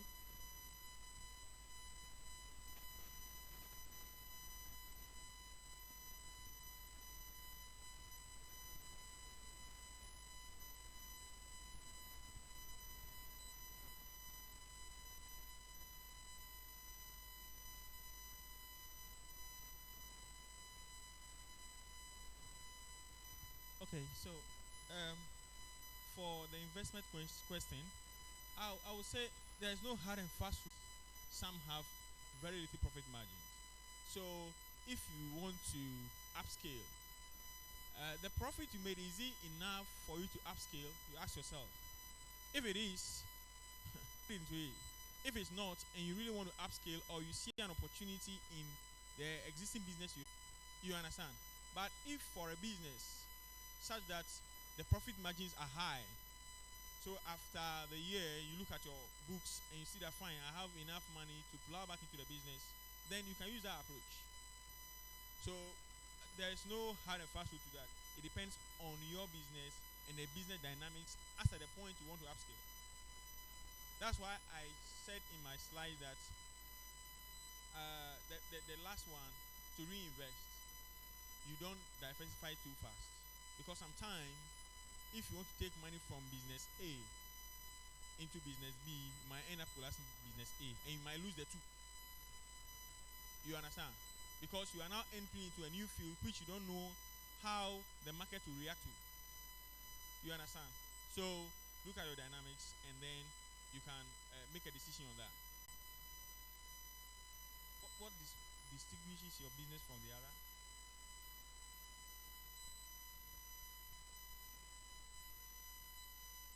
Okay, so it all has to do with your value proposition. So it's not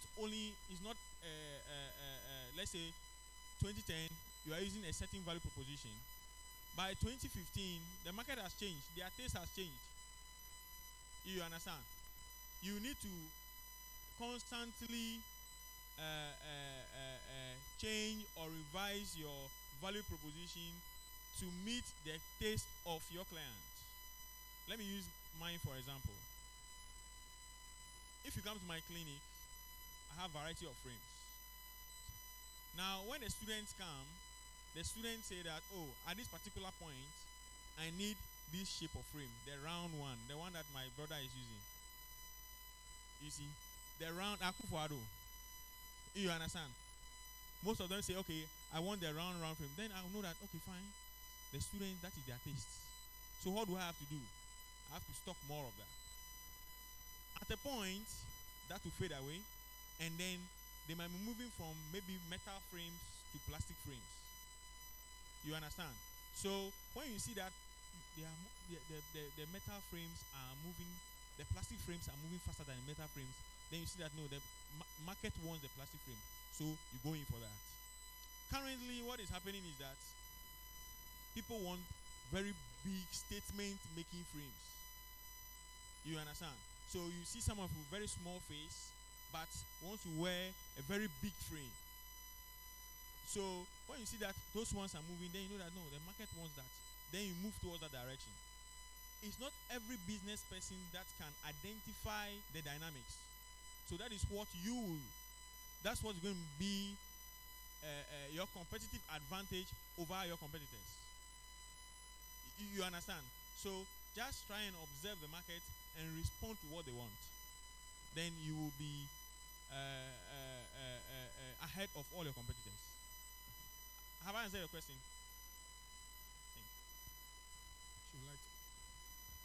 Well, like to add to the value proposition question. At a point, I thought he was talking about me, the small face and big glasses. The value proposition. I would like to take the example of Thread. When Thread came, I'm not sure how very different it is from Twitter. It was all over and everyone was joining. The thing that made people join is a fear of missing out. So if you are looking at how fast, you said everyone is looking at faster, easier, convenient. You can also look at something that will make people feel like, no, I'm missing out on this thing. Let me use it. It's one of the things you can use to differentiate your business. The fear of missing out. Look for something that everybody will want to catch the trend on, and then use that to differentiate yourself. Right. Thank you. Thank you so much. A round of applause for them, please.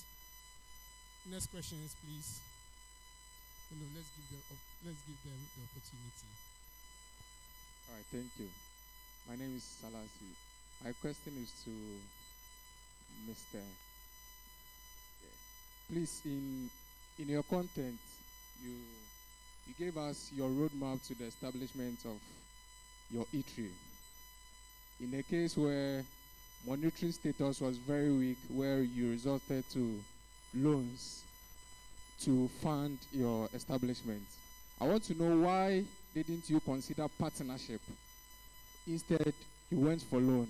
Then come the general question, when and where to consider partnership as a startup or an in-progress entrepreneur. Thank you.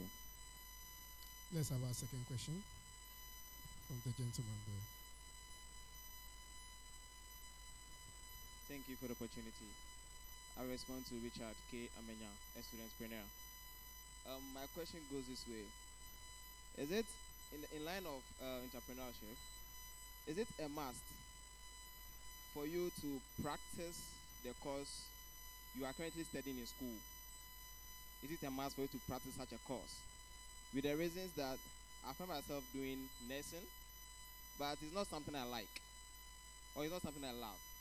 My parents sent me to the nursing school to study the nursing and come out and be a nurse. But inside me, I don't want to be a nurse. But we have this idea whereby if you study nursing, all of us are coming out and by thunder, by fire, we want to be nurses. Is it a must? Because I have the idea of going into entrepreneurship to do something worthwhile or to go into the business space. But my parents are paying for the fees. How do I convince my parents that, Daddy and Mommy, whatever you are doing for me, the fees you are paying, I don't want to be a nurse? And how do I go into the entrepreneurship space? So what advice will you give to someone in a space whereby right now you are doing medicine or nursing or PA, but you don't want to study, you don't want to practice it? Your parents are paying the fees because they are the ones that have the upper say. What advice will you give to someone of that sort? All right. Thank you very much. The first one, so when I started, I told you I am the manager of Batatas. You remember that, right? Okay. So I have other colleagues, and I did mention that I have even one colleague sitting here. He is an immigration officer. So I don't own Batatas 100%. I'm a part owner of Batatas, so we are into partnership. Okay? So there's a whole lot of people. I am the front of Batatas. Today I'm the CEO. Tomorrow I might not be the CEO. You get it? All right. So for Batatas, it's partnership. And it's high time we get to understand that partnership is the only way to go now. It's just that it has not been our culture. For me, I believe in a lot of partnership. A lot of partnership. I can do this, you can do that. Let's put our heads together and let's make this happen. Before you realize, I've already pulled you into what you don't even imagine to do, but with a lot of partnership or shares in there. You can buy shares today. Maybe tomorrow you can pass by and then we will teach you what to do. Maybe the next one, the franchising, that's what we are doing. So the next one, next year starting, we are moving to the various towns in Bota. Our target is Bota including Oti. So all the major towns, you will find Batatas there. We can't open another Batatas in Ho. There's no way. That's the policy. So we can't open another Batatas in Ho, but we can open in other towns around. You get it? So the key ones, maybe not this size, others too might be bigger than this. It all depends on people who come on board. You get it? So we are into partnership. About the education, your parents are paying the fees now. Okay?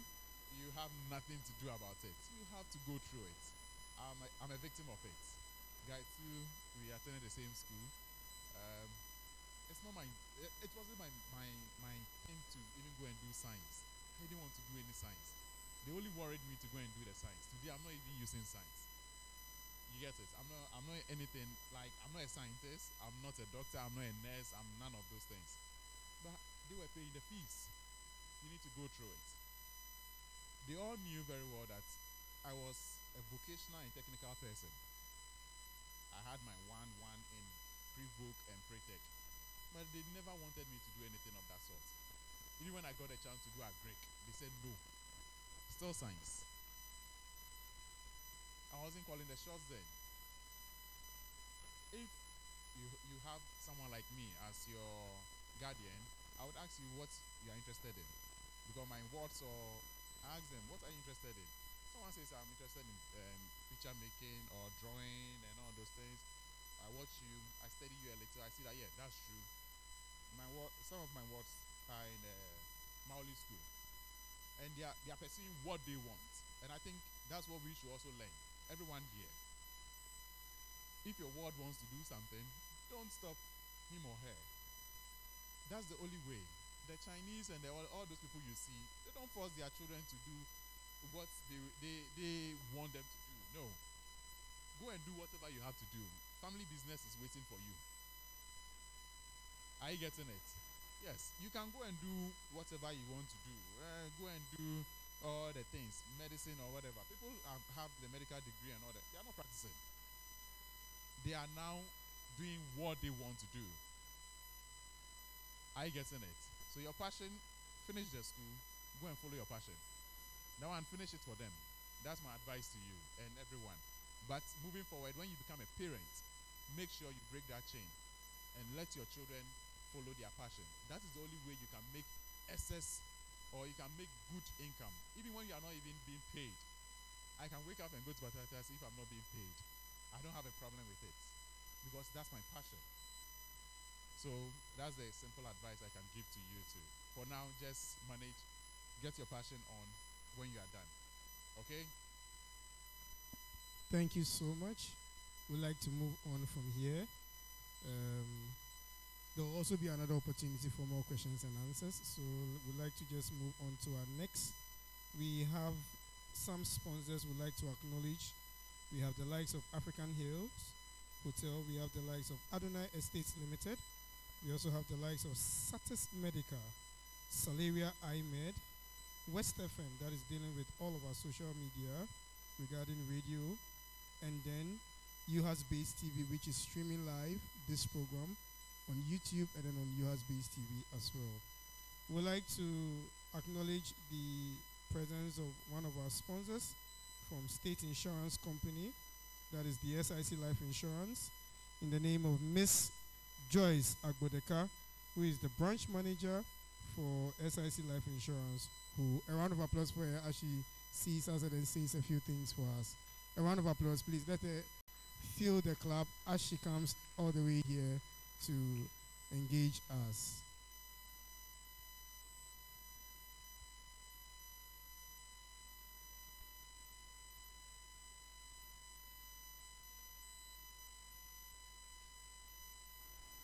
Hello. Okay, thank you very much for this opportunity. I would begin by saying that with one of our students who said that what do you do if your parents are paying the fees and they want you to do so and so, but you don't want it? What do you do? I'll agree with Mr. Lakai, who said, just go ahead with it, but then also make sure that you pursue your passion on the other hand. Do not neglect one, but pursue your passion on the other hand. And so that is where SIC Life comes in. If you want to pursue your passion, you can't spend money. Because if today you say, okay, Daddy, I'm not interested in doing this course, and he decides to cancel all forms of funds coming to you, how would you survive? You won't be able to survive. Okay, so SIC Life is saying that whilst you are in school, whatever pocket money you are being given, please do not squander it. I believe if the entrepreneurs who have given their speeches have squandered all their pocket monies, they won't be where they are today. Okay, so we are saying that we have policies that pay as low as 60 cedis, as low as 60 cedis every month. Every month. My namesake, Joyce, mentioned that you need to plan. And then the CEO of Batakas also said you need to plan. In planning that inner passion you have, definitely you give it some time to see the pros and cons. You'll be weighing certain things to see how viable they are and all that. So whilst doing that, you need to be putting money aside so that finally somebody would say, okay, I have 4 years in school. After I leave school, I want to be in school for 4 years for my dad and my mom who want me to be a nurse. Then after I leave, because I have saved enough money, I can be doing what they want me to do and then also be following what I want to do. Like our VC said, somebody is here doing a health course but has a passion for fashion. So the person will be doing sewing and other things alongside. But if you don't have money, how do you do that? Okay, so at the end of every month, we are saying that we have education policies. Come and save towards it. At the end of that period, if you want to go ahead with the passion you want to pursue, you come for it. And then Joyce also mentioned something about getting investors. I believe no investor would come to you if you yourself do not have a little money to push the business you want them to invest in. Definitely they should see some form of passion or some form of force from your end. So you could tell them that, okay, I have been able to save so and so amount of money. Also in telling your story, because you have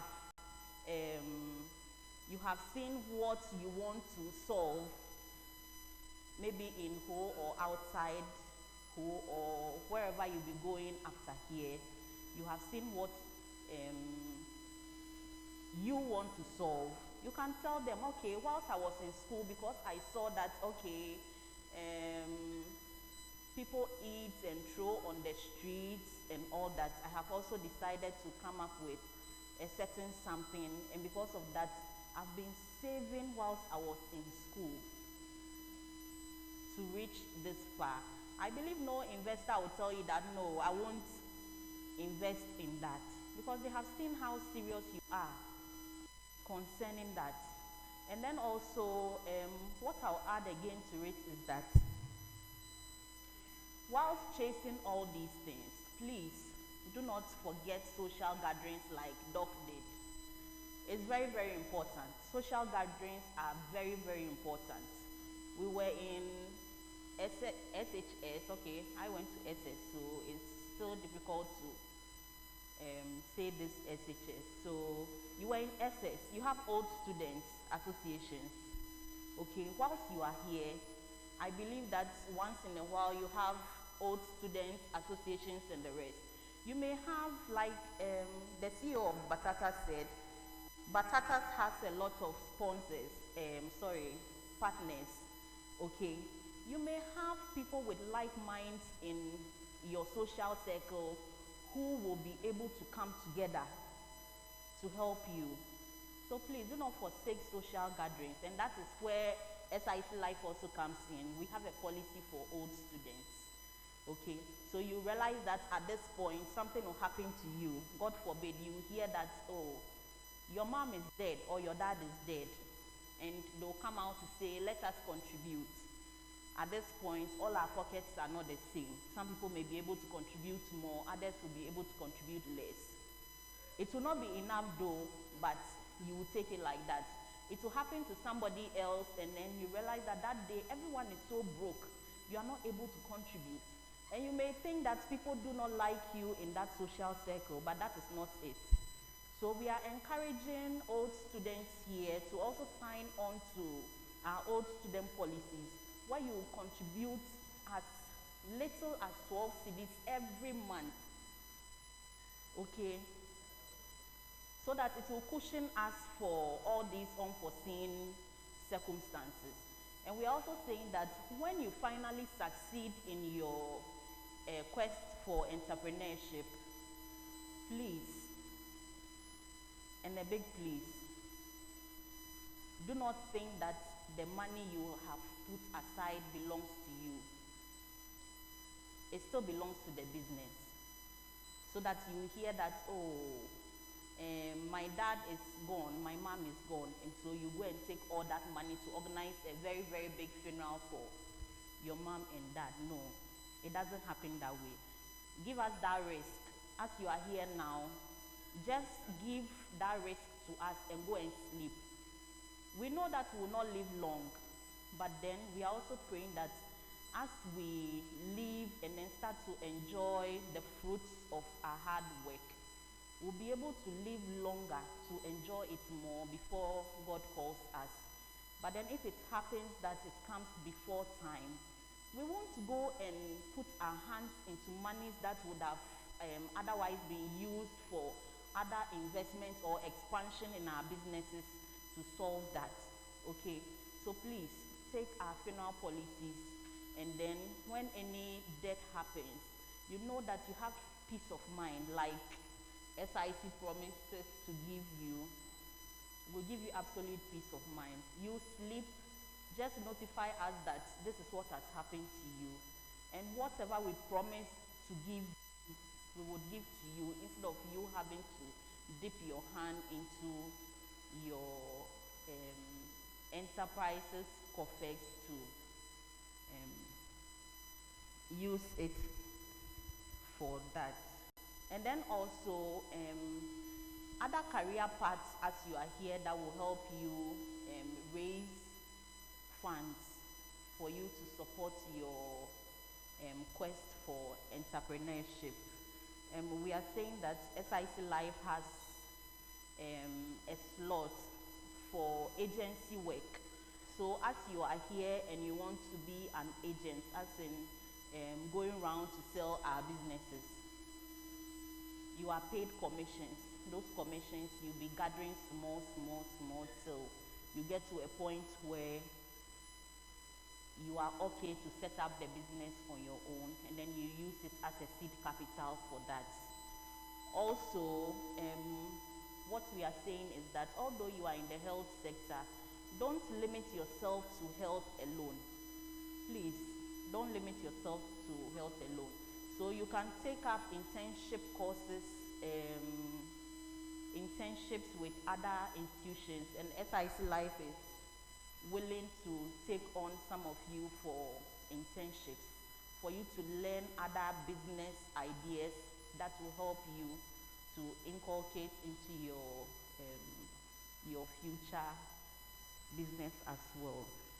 And then also, like I said earlier, maybe you have a plan that say after 5 years you would need a certain amount of money to start up that business.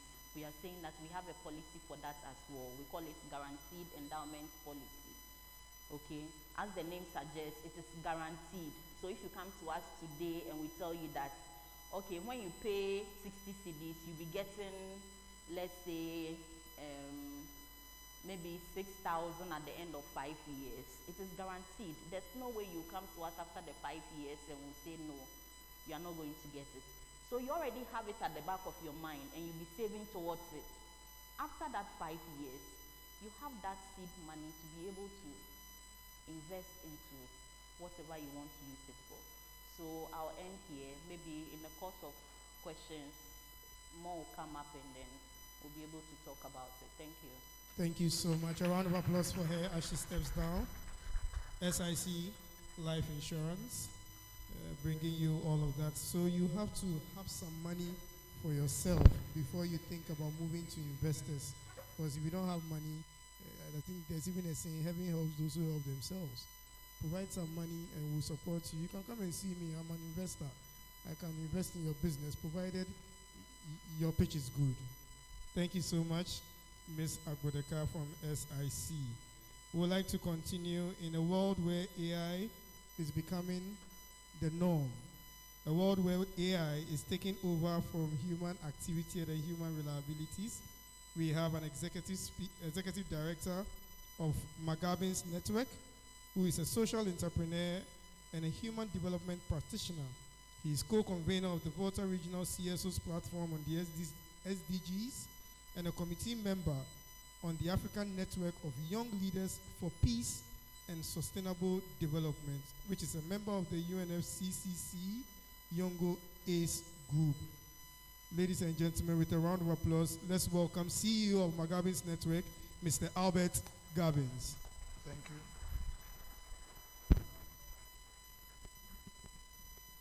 Good afternoon, everyone. Please, with all the introduction he made, I'm on the same streets with you. I'm a young person just like you, hustling for the same cuckoo we are hustling for. Mr. Batatas, it's nice to meet you again. All right, so AI. I know when it comes to AI, a lot of people are going to speak about ChatGPT. And yes, you are laughing because you know what you have been doing to your lectures. Exactly. Now, ChatGPT isn't the only thing that you should think about when it comes to AI. And so we are, next slide. So AI is redefining how business models roll, and as you are seeing the ecosystem for AI, next slide, yes. Now, before you are able to develop a solution, you need to first of all identify the problem. And the process of doing that means you need to gather data, model the setup of whatever interventions that you are going to create, and then you're also going to look at model training and then tuning, which speaks about hyperparameters and then basically going to model development. Now, all these processes, ChatGPT went through this. And then we go to model management. Now, as you are aware, ChatGPT has moved up to 5 versions. How many of you are aware of that? Yes, we've moved up to 5, the 5th version now, and I know most of us are still using the first one. So please go check for the updates, and trust me, you will enjoy. But it doesn't also mean that once you type in, you get your results, you just copy and paste, and then you submit. Now, I know most of the lecturers are very well versed in the AI system now, and they're able to know whether you use AI or you use your head. Because you know, some of the brofu, when you see it, you know that no, this brofu is not from this student. Exactly. So, next slide. Yes. We're looking at customer-based experience. Now, KFC has the chatbots. When you want to order, you can sit at home, order for your item, and it will be delivered to your doorstep. How is this possible? A lot of people are feeling lazy to go out, and it's almost 11 p.m. Sometimes even picking transport. Getting transport from Mauli Estates to this destination is even difficult already. So now with the chatbots, you're able to communicate with KFC, let them know what you want and where you are, and it's delivered to you at a very affordable price. Isn't that convenient enough? So would you say AI is bringing bad to you or is bringing good? A lot of people are saying AI is taking away their jobs. If it's taking away your jobs, what else can you do? You make sure what? You build your capacity. I remembered all the previous speakers were saying that it is important that you always build your capacity. When you realize that this trend is what is coming up, what do? You don't only complain, but learn how to adapt to the new trends that are coming in. Else, you'll be moved out, or you'll still be in the same company, and a 19-year-old boy or girl will come and be your manager because you are not tech-oriented. And that is not the young person's fault. You still have an opportunity to better yourself and build your capacity to meet up with the trends that are coming up.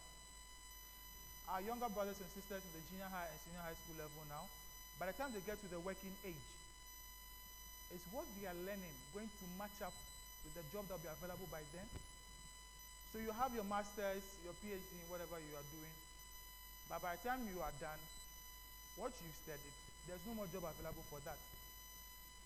10, 20 years, gone. But we say, well, the system is not working. But the question is, are you adapting to the system? So AI is here working for you. We have Starbucks also working with chatbots. Netflix, you realize that for those who have subscribed on Netflix, as you are watching your movies, they recommend movies that are similar to what you are watching, because the AI has detected and know this guy is more interested In movies that are criminal-based, investigative movies, if it's love, if it's comedy, if it's cartoon, the AI detects that and then recommends other ones to you. So you feel like you have a relationship with the platform you're operating on. And that's the power of AI. It makes you want to patronize more because now you don't have to now be searching for movies that are related to what you've already watched and you are more interested in. AI is going to help you with all of that. We have Amazon. We all know what Amazon does. Now they have been able to deliver to various states in the US within 24 hours. And that is because they have really, I would say they have actually abused the power of AI because they are making a lot of income solely based on AI. And a lot of us here can also be able to do that. I believe going forward, I can sit at home and tell Mr. Batatas that, please, I want to eat, is it assorted spaghetti?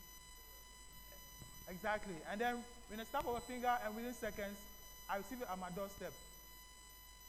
Are you sure I will prefer walking all the way there to me being at home and still have my food delivered to me and still be sure that I'll get the same taste that I get?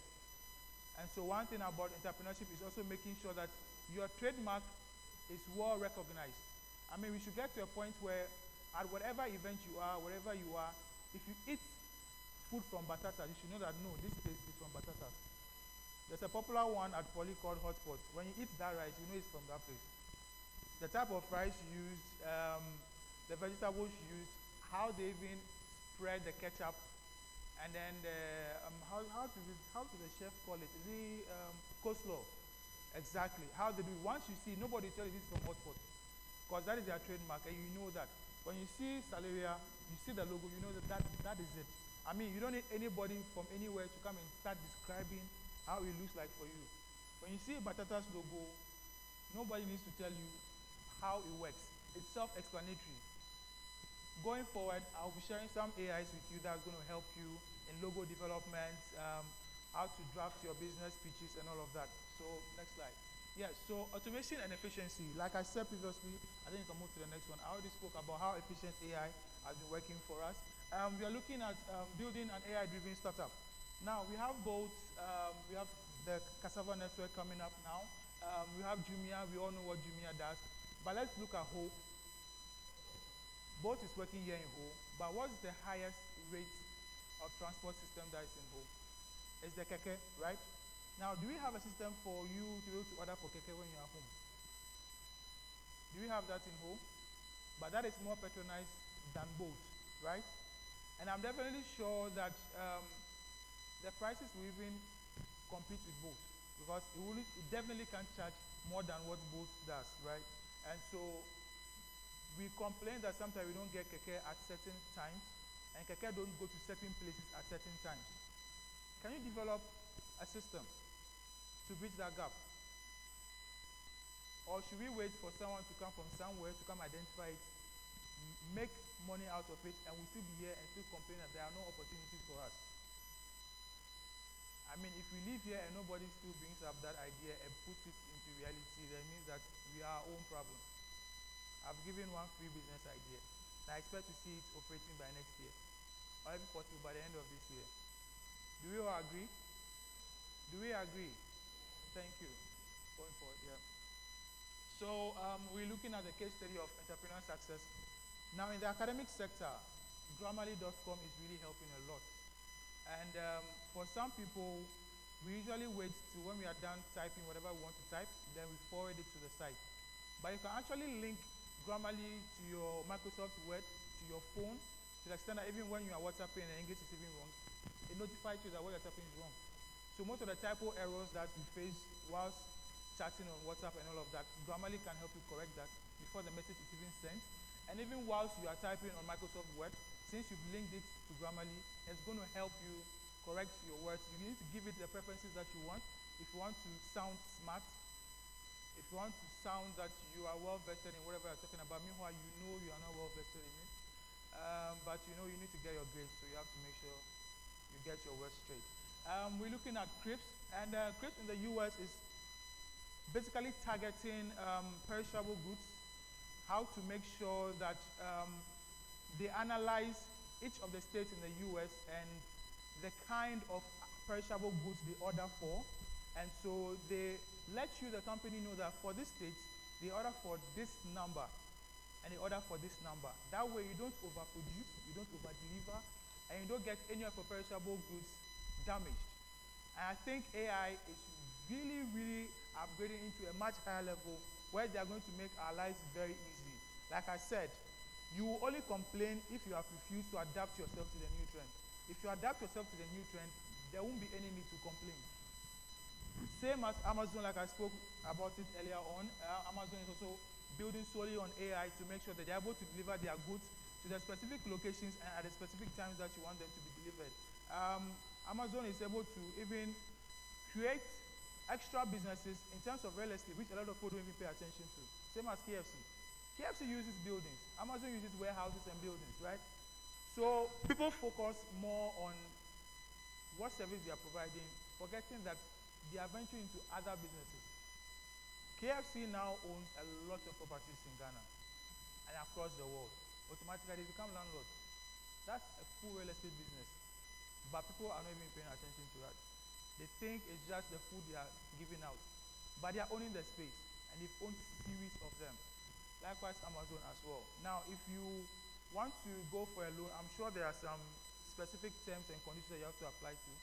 And I think now they are more focusing on making sure that you have a physical structure to prove that what you're doing, and also helps in tracking you. You can come for the money and then you vanish.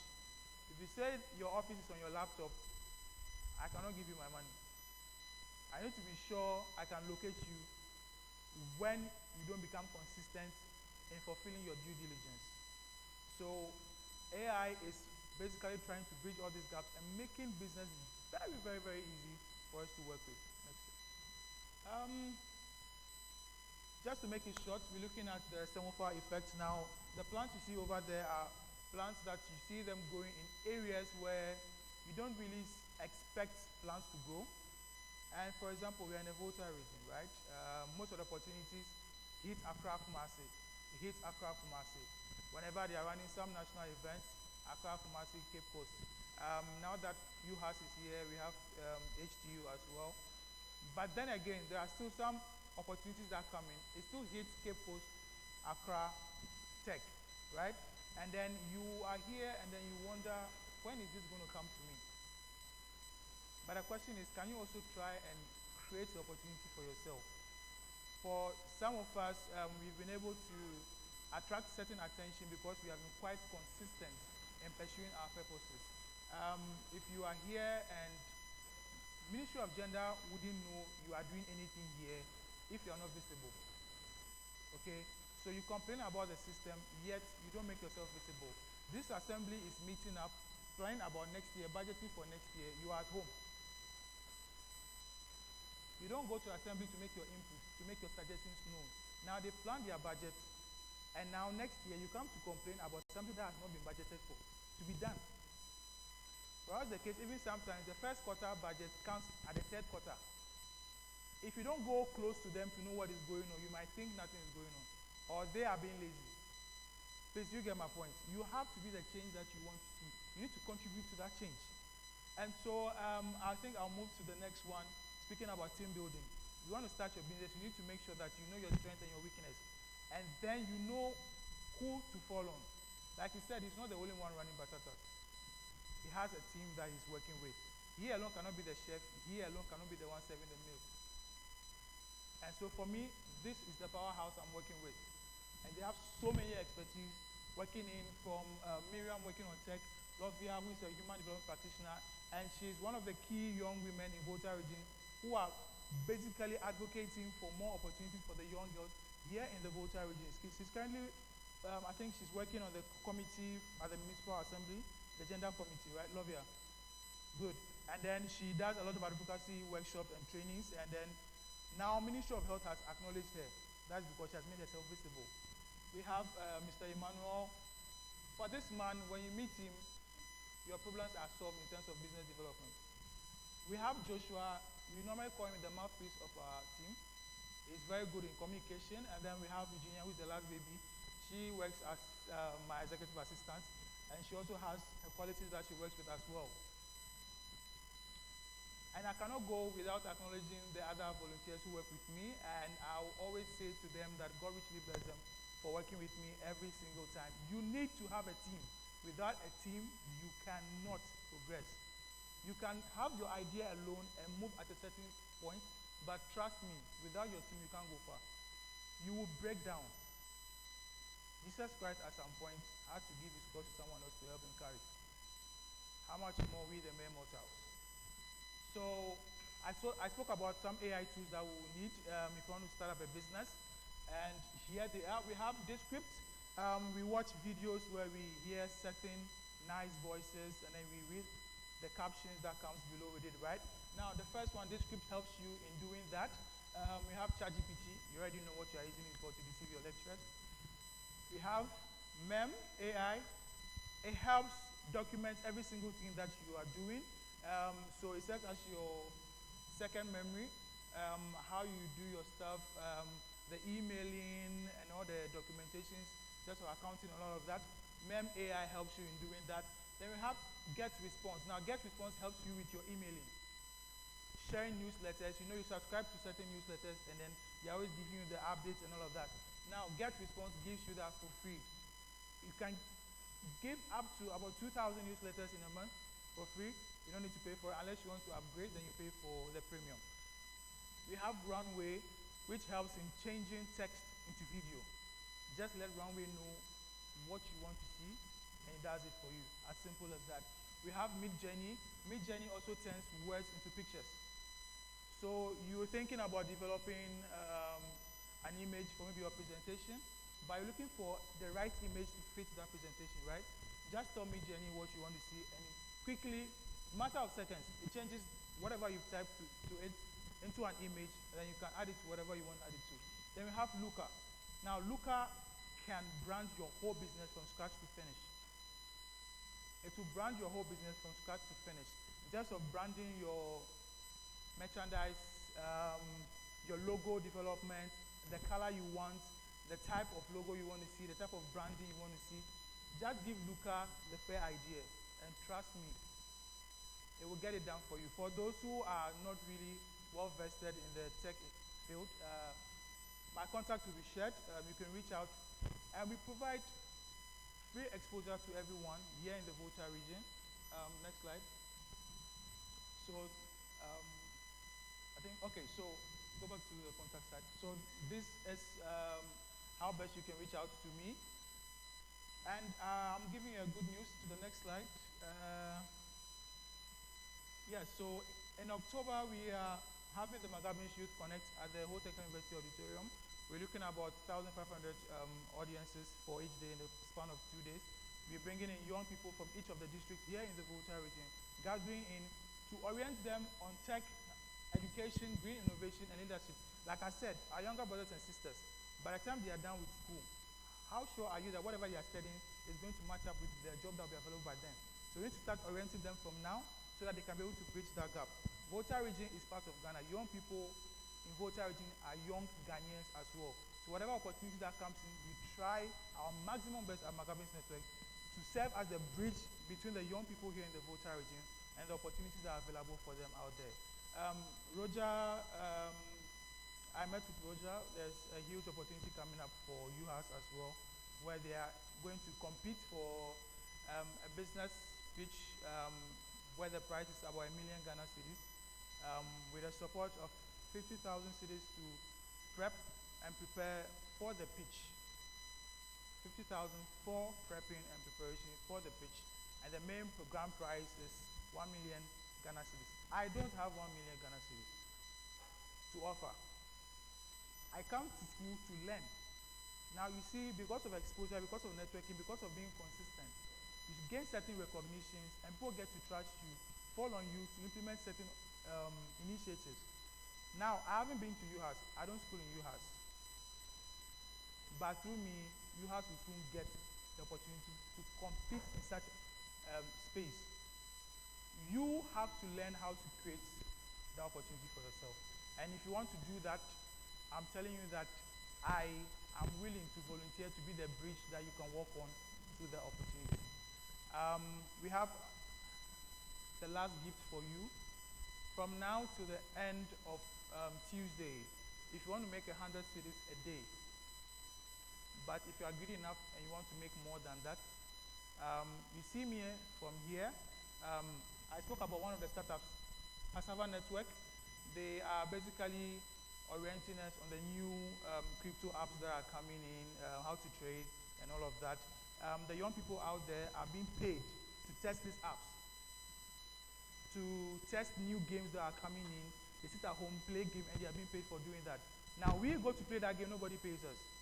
We go to install these apps, use them, nobody pays us. So if I'm telling you that, okay, you are typing with your friends every day, but nobody pays you for typing, you rather buy a bundle to even talk to your friends, right? So I'm telling you, okay, so for every single day, you speak to 25 people and make sure that they are also able to register on the app and have a look at it, test it, just to show proof that they've also been able to create that awareness. And I've been paid 100 cities. Isn't that a good deal? How many contacts do you have on your phones? 1,001. So if you can speak to 25 in a day and make 100 cities in a day, how long do you think you can make that 100 cities? Who can be consistent for 1 week? 1 week straight. That's 500 cities, cool cash. Who can go for 2 weeks? Everybody, right? Good. So please go back to my contact space.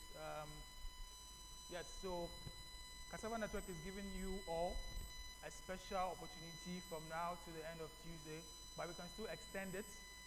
If you want to earn something, you see me, we share the link with you, you go through it, and it's a done deal. Ladies and gentlemen, thank you very much for the audience.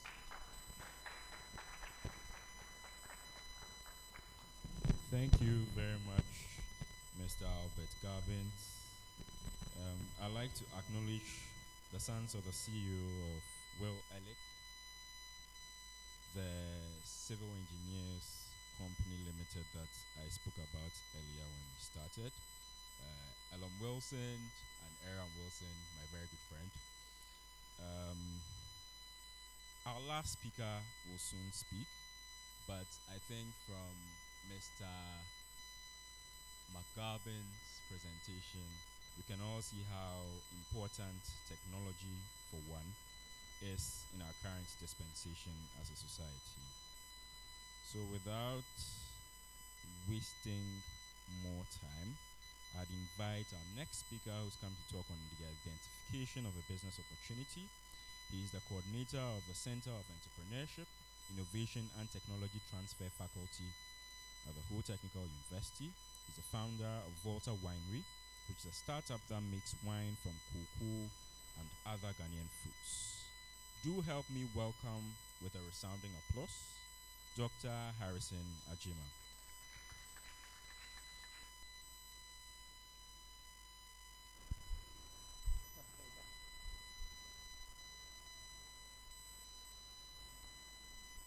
Thank you all for coming once again. How many of you here would like to set up your own business or invest in business sometimes in the future?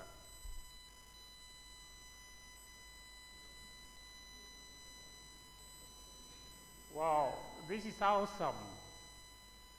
I'm always pleased to see this level of interest in entrepreneurship and business proprietorship. I think the status quo of universities training and certifying people to go and look for non-existing jobs must change. In fact, some of us here, I believe, would like to move from school right into employment. For some of us, it's going to be an effective route out of unemployment. By the way, the statistics is that only about 10% of graduates completing school are getting jobs within a normal time. This means that if you want to own a business, everybody here is likely to find himself in a situation where the only way you can make a living is to try to set up a business yourself. For many of us, regardless of the motivation we have, the first step in trying to go into business is to find an idea that can easily be converted into business opportunities. A lot of business ideas are around us or around you, but some business ideas will require a more detailed analysis of the market or study of consumer needs. A business idea is simply a concept that you can use for financial gain, or our thoughts that when implemented can lead to creation of impactful businesses or social enterprises. And a business idea is always anchored on a product or services that customers will be willing to pay for.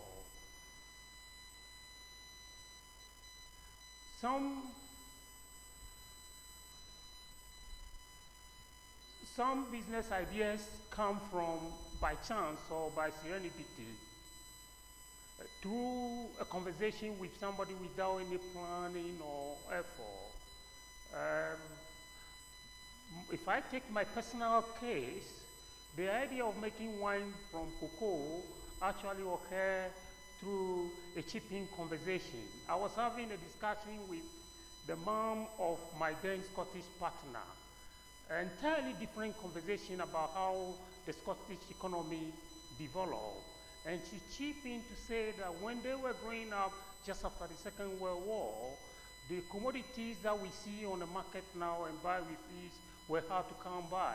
And to get wine to drink at Christmas, they'll have to make it at home, and they'll have to begin this process at the beginning of the year. Then it occurred to me that then also in Ghana, we can try to make wine from home. Entrepreneurs get their business idea from many sources. We can get business idea from our training and experiences. Most people get their business idea from their background. Most pharmacists, for example, form their business ideas from their background.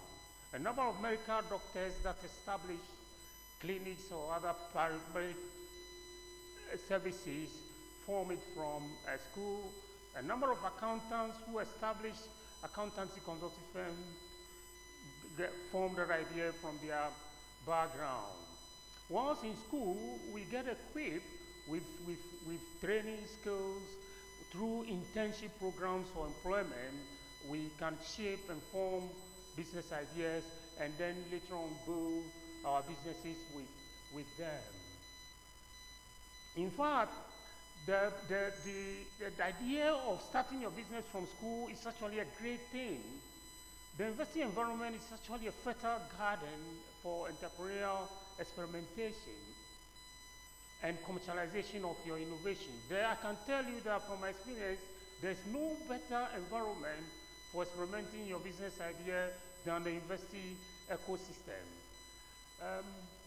You can get some business idea from market survey or plan observation. Just take a look at the market and see what is happening, what customers want, what is happening, and check and see the products that people are buying, the gaps in the market, and the people's preference, and then form your view about what needed to be improved, and if you set up a business around that, you are likely to succeed. You can also generate your business idea by considering your hobby and passions. At least all of us here, I believe, have something that we enjoy doing and find comfortable and interesting. Well, that could be a source of a business idea. People turn their hobbies into cash spinner. I see many examples, including myself. When I returned from Scotland, I was making wine as a hobby, sending bottles to parties when I get invited. Then I noticed that people actually liked the idea, and people began asking me if I could make wine for their own parties. Then I said, well, this is about time to start producing this commercially. You can also get a viable business idea by examining your skills, talent, and strength. A business idea formed on your talent is a good business idea. In fact, what I always say is, if you are good at something and people like it and people are clamoring around you for it, for example, if everybody says, can you help me cut my hair, or can you help me cut my son's hair, that means that your star is around hair, and if you set up a business around the hair, you could actually succeed and make a lot of money because your star is there. We can also generate a lot of business ideas by attending conferences and events as we are doing here. When you attend events, speakers talk about business ideas among you, you will share blueprint experiences and you help shape business ideas. Anytime I go for exhibition and workshops, I watch what other people are doing. Packaging, for example, is a huge problem in Ghana. It's costly. So when I go to conferences, I watch how people are packaging their product and I learn one or two things from there to shape my own business idea. The business idea can also come from the media. If you read business magazines, newspapers, and you'll find a lot of good business ideas. You can also get business ideas from other media, for example, watching the TV.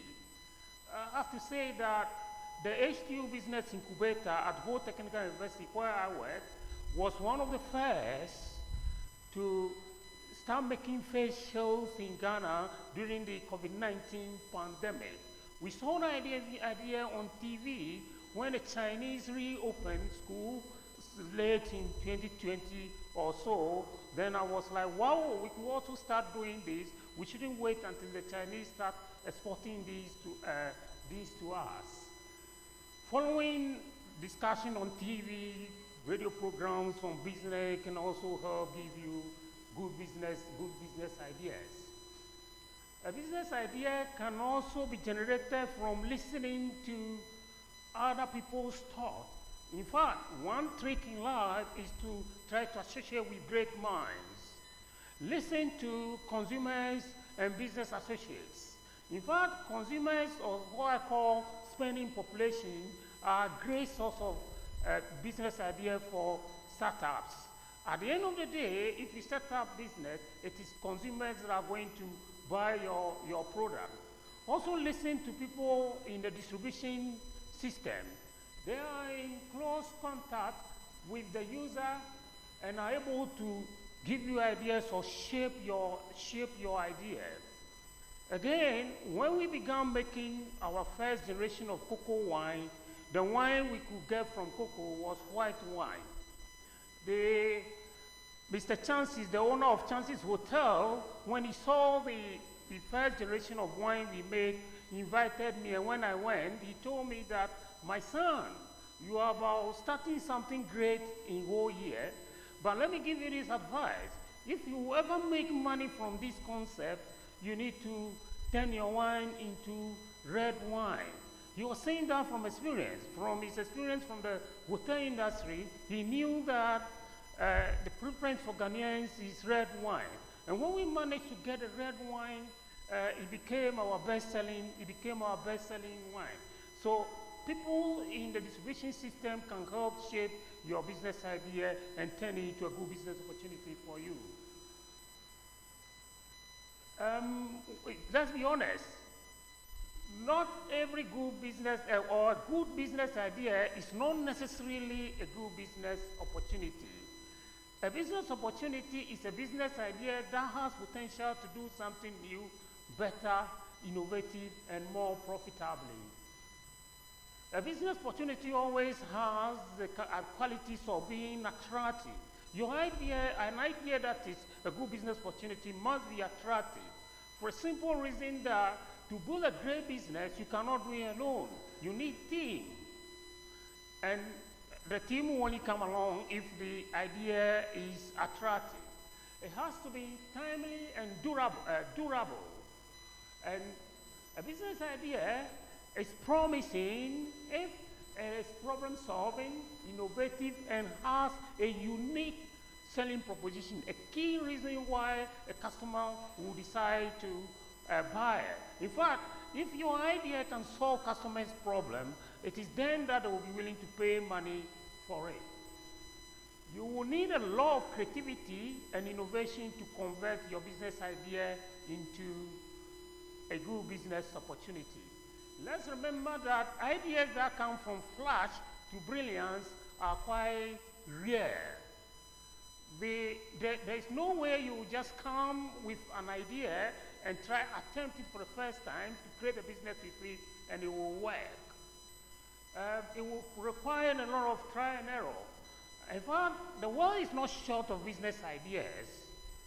What is in short supply is good business opportunities. To put it in context, the investors are constantly looking for opportunity to invest and multiply their money, but empirical evidence is that only 1 to 3% of business ideas that get pitched to investors secure funding. This means that to the investing world, only up to 3% of ideas are good business opportunities. Often, entrepreneurial process is such that if you conceive a business idea, you will not be able to do it alone. So you need to share with other stakeholders and others to come and partner with you. And the evidence is that 80% of such ideas that get shared get discarded immediately. So the world is not short of business ideas at all. What we are looking for is good business opportunity. You will effectively require to do market research and put together a business plan in order to test and see whether your idea will work. Some simple criteria to check that is relevant. One of the other things you should also do is to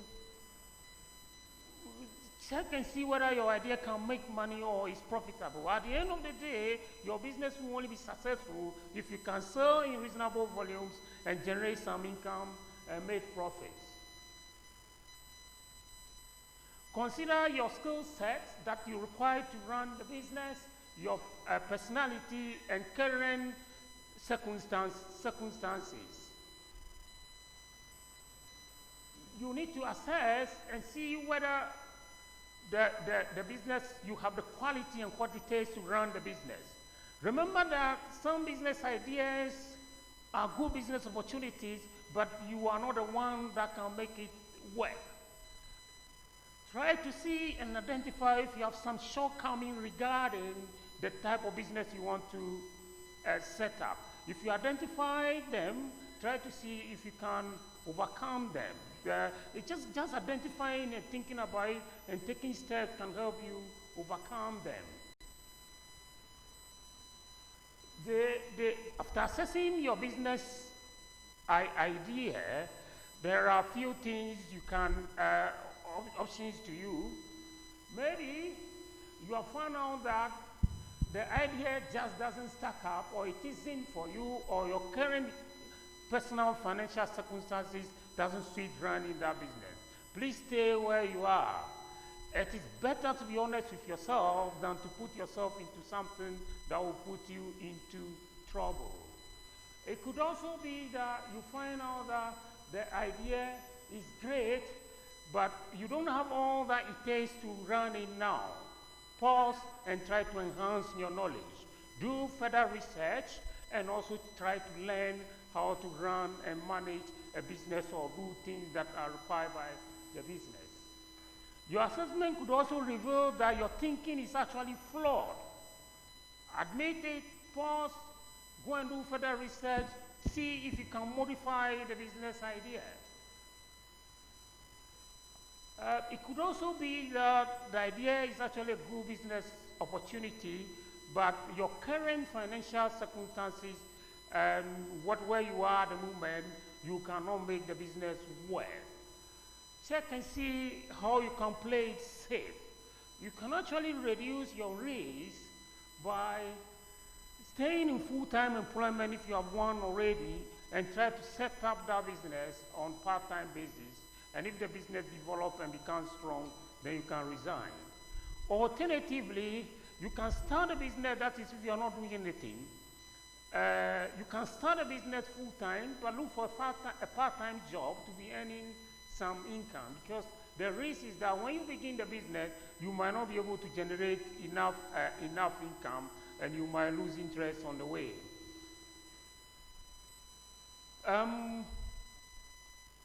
It's also the case that when you start the business, you are not too sure the idea will work, and you want to modify you want to research, pause research, and modify the idea.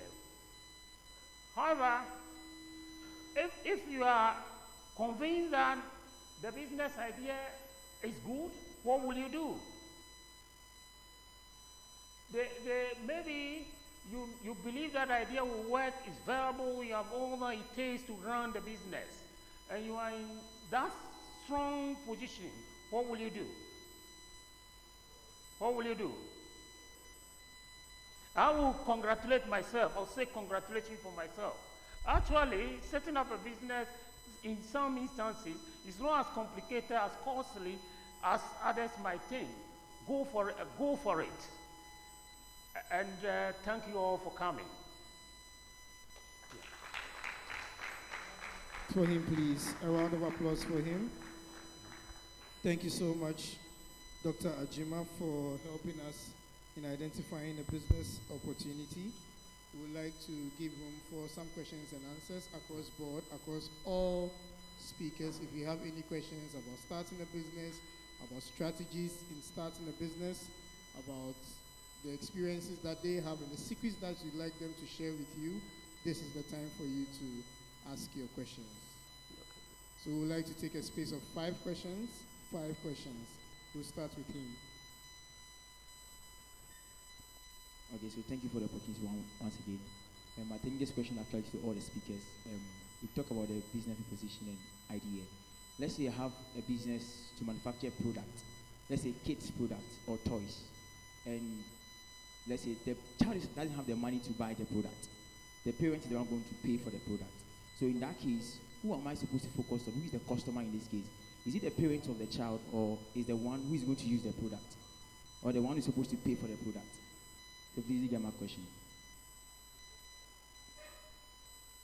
Okay, you can get one. Okay. So I think you summarize our point. Not every good business idea is a business opportunity. For a business idea to qualify to be an opportunity, you must identify a target group that can buy the product, the target group whose problem you are solving. In the context of products for babies, you actually notice that it's not the babies that are your customers, it is the mothers, those who spend money on the babies, who will be your actual customers, and you will need to focus and shape your business idea to satisfy them, to be able to sell and build a partners for a particular business. Okay, sir. Okay. So the get is that if you have a business idea and you need to share it with somebody, how can you be sure you can trust the people? You are in the best position to, with instinct, identify people you can share your business idea with. Often, people who have experience in the industry or areas where business is related, and that they have similar related businesses, require the resources of experience. Family members are quite helpful in supporting people in setting up business. They may not have the time, but they have the resources to support you if they believe in your ideas. And there are also some tools that can help you find a public partner for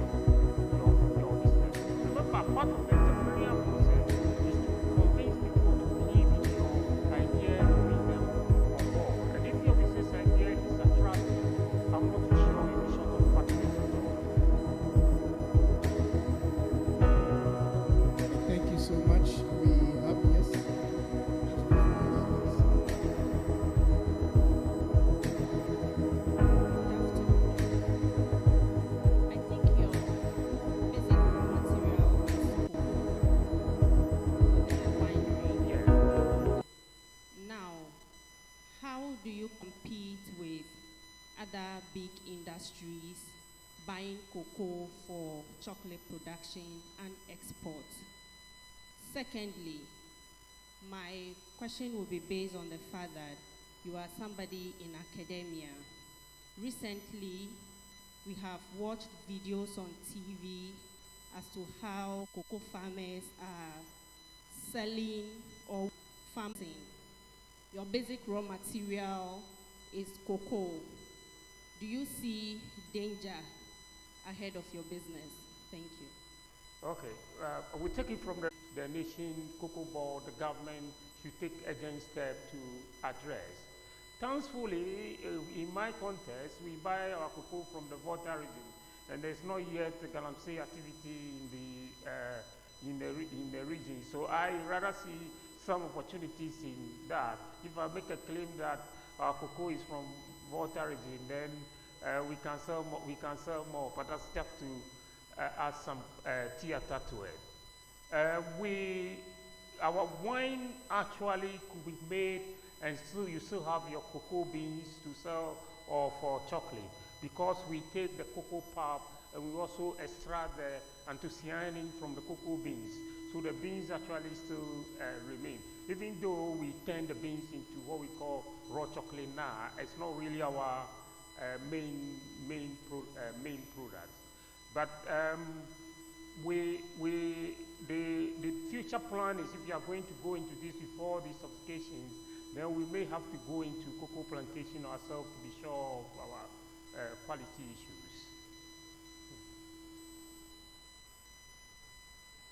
Thank you very much. Any more questions? Okay, that's all. Please, Johan. Okay, yeah.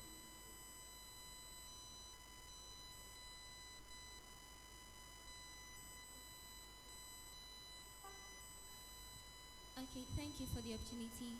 So before I ask the question, I would like to share an experience, like my own experience. Sure, so, feel free. Thank you. I have this business, my own business, Cutie's Kitchen, and Doc was talking about something like we should listen to the thoughts of others.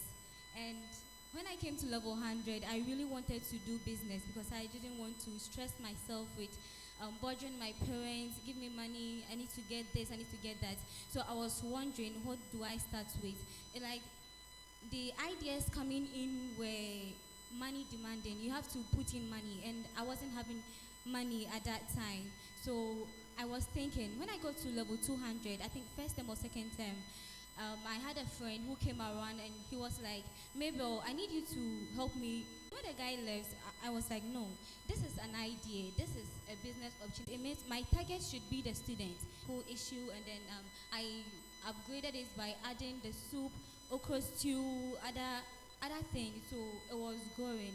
So I actually would recommend it to all of you to, if you want to get any food, like it's really nice, any nice food, you should come to Cutie's Kitchen and I'll give you the best. Yeah. My question to Doc is, I'm a student and I really want to get the money. I want to expand this business of mine. Do I go to the outside population aside the school, or how do I really get to enlarge my business? Because it's just me too, and I don't know if you. Thank you. Yeah. Okay, I think thank you so much for sharing your experience for us. In fact, your example is actually the best case. Always, if you want to try a business, it's always good to look for a target population around you to start offering your service, test and see if it's working, and you can gradually grow your market. In fact, once your business can demonstrate that you can generate revenue and you start to build cash flow, a lot of people are willing to come on board to partner you. People are just quite reluctant to go and find an idea that has not been tested. So it's important to keep good record to demonstrate that the business idea is working, your sales volume, the profits you are turning out, and always begin family members to see whether they can give you soft loan, or if it's large capital for long term, partner with other business, every business, for example, in whole, and you know they can help deliver your business for you. That person, that business will also be interested in owning share in your business, because he knows that if you expand, you will get more delivery businesses. And you get to a stage where you can actually also get a bank loan. There are a lot of loaning schemes, particularly for women group and micro businesses and small businesses that you can leverage on these days. But always be careful about bank loan. Given the interest rate we have in Ghana now, if you don't take time, running to bank to take loan can also be going to the graveyard. So you have to be careful, be sure that you have a strong cash flow to meet the requirements of the bank before you go for bank loans. Thank you so much. We'll take our last two questions after we have the whole time to engage our respondents. Thank you very much. My name is Idris Abbas. Okay, Doc, please, my question goes like, I have a business and I want other people to have share in the business. That's, I want shareholders. How should I go about it? I don't understand the concept of shareholders. Thank you. Okay. Getting equity for your business is not as complicated as a lot of people think.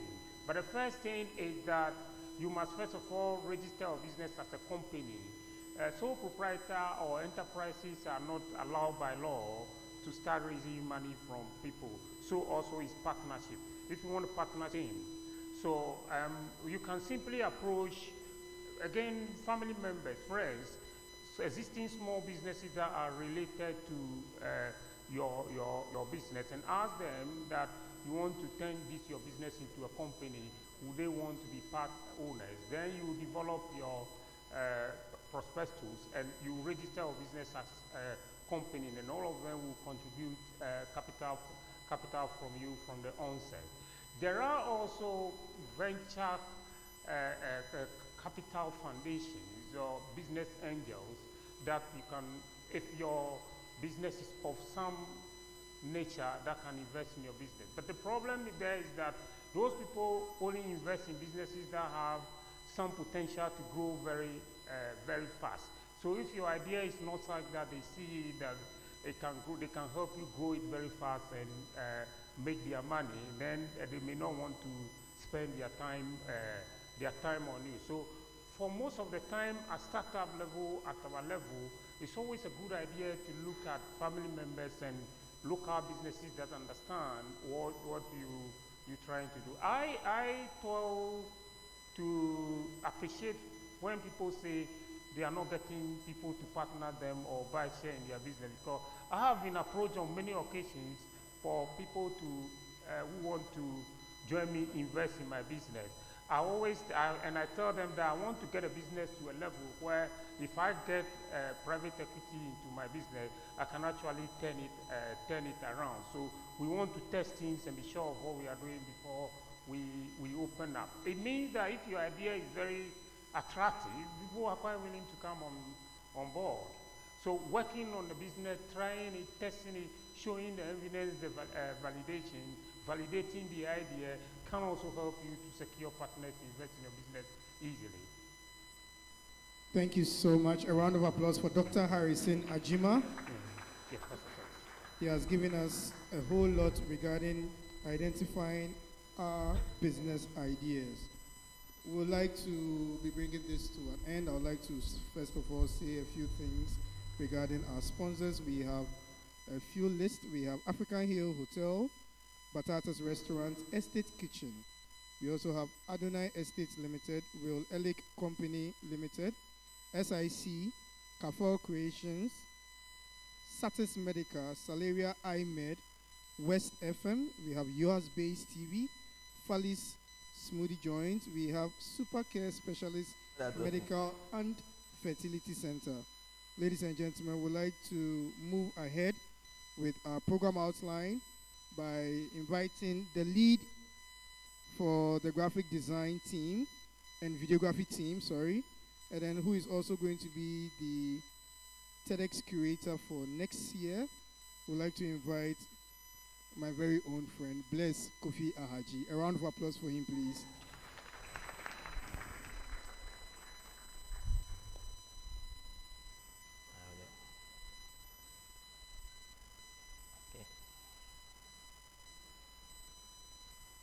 Thank you very much, Mr. Harris Nyako. Very soon, Dr. Harris Nyako. I also like to thank everybody for coming to this program today. I know we started a bit late. We apologize for that as well. Next year, we want to do something different. So I would just like to take some few minutes and talk about that. Okay. I know everything that we've heard from here today, people have more questions. People have more answers to problems that they already have. So we would like to do something new. We want to create a mentorship program, TEDxUHAS mentorship program next year, where some of these speakers that we have here today will come back by more like a focus group discussions, which they'll have more time to talk to our audience about issues like this and then more as well. So that's what I want to talk about. And also next year, we would like to do something in a way of people that have impacted or have impact in their various fields. That's what we will be doing next year when it comes TEDxUHAS 2024. So we will be having individuals from various walks of life that have really impacted in those fields, especially our ladies. We would like to see more of the females that have impacted in their various fields of work coming here to talk to us about things that they have done. Thank you very much, and then I'll see you next year. Thank you so much. A round of applause for Mr. Bless Ahaji, also soon to be Dr. Bless Kofi Ahaji, for inviting us for next year's program. Anyway, so next year, all the ladies here who are into businesses, I would encourage you to register and then get to meet resource persons, ladies who are directly involved into businesses and mentorship programs, and then let them coach you into becoming just like them or better than them. I think we are on our last but one, which is our closing remarks by our lead organizer for TEDxUHAS 2023, with our theme Disrupting the Status Quo, Promoting the Culture of Entrepreneurship. Ladies and gentlemen, please help me welcome Mr. Ernest Anobo, the lead organizer, to give us the closing remarks.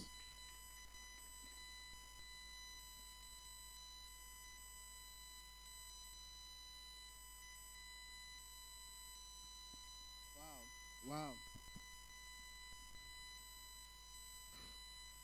I don't even know where to start from. But I think it's been amazing so far, right? I think today has been, despite the challenges, I think that's one of the best TEDx programs we've hosted on the campus. Amazing.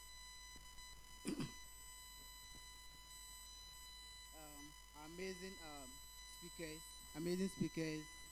I mean, the audience has been fantastic. So I want to start by saying thank you to our amazing speakers for honoring our invitation. Right now, from the Vice Chancellor, from those who came from Accra, those who are still here with us. I think we are really blessed that you guys came around. We are glad to have you this year. I'm sure next year we can make, like Bless just said, the TEDx Entrepreneurship Program. I'm sure we'll still be counting on some of you to come and help our young students so they can pick up, so you guys can help them with whatever plans they have. So I also want to thank the TEDxUHAS 2023 team for making it happen. I think we've been fighting for the past 3 months to get this event together, but thank God today at least we were able to host it. So I'm glad you guys have been able to come around to get the event underway. And our sister schools, NTC, Road Technical University, UP University, and Olas High School. Thank you guys for coming. We are glad to have you.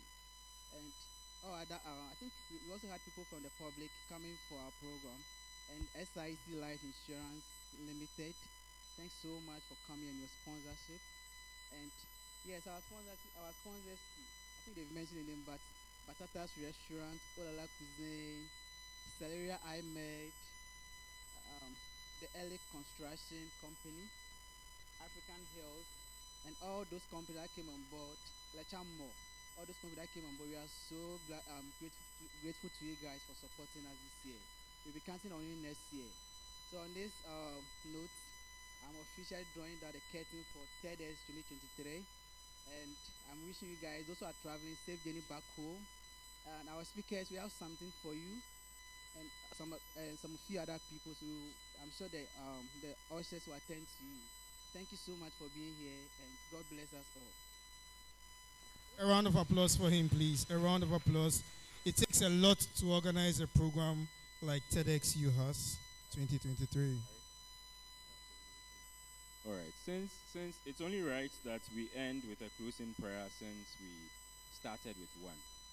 So I think I'll take that, after which we would have a networking and photography session outside. There's the backdrop and everything. Connect with the beautiful people, then experienced people who have come to talk to us today, and take some photographs for your memories. So please, let's close our eyes shortly. Let's finish this. Commit this into God's hands and then go. Almighty Father, we thank you so much for enabling us to organize this event. We thank you for the amazing speakers. We thank you for making people take time off their busy schedules to be here. We thank you for the impact that's been made today.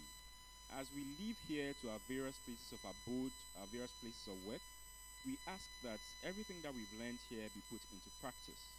That years down the line, months down the line, days down the line, we do not forget, but we actually implement these vital lessons that we've learned into growing successful businesses, so that at the end of the day, we may give you the glory and honor that you deserve. We ask all of this through Jesus Christ, your Son, and our personal Savior. Amen. Amen. Thank you all so much for coming.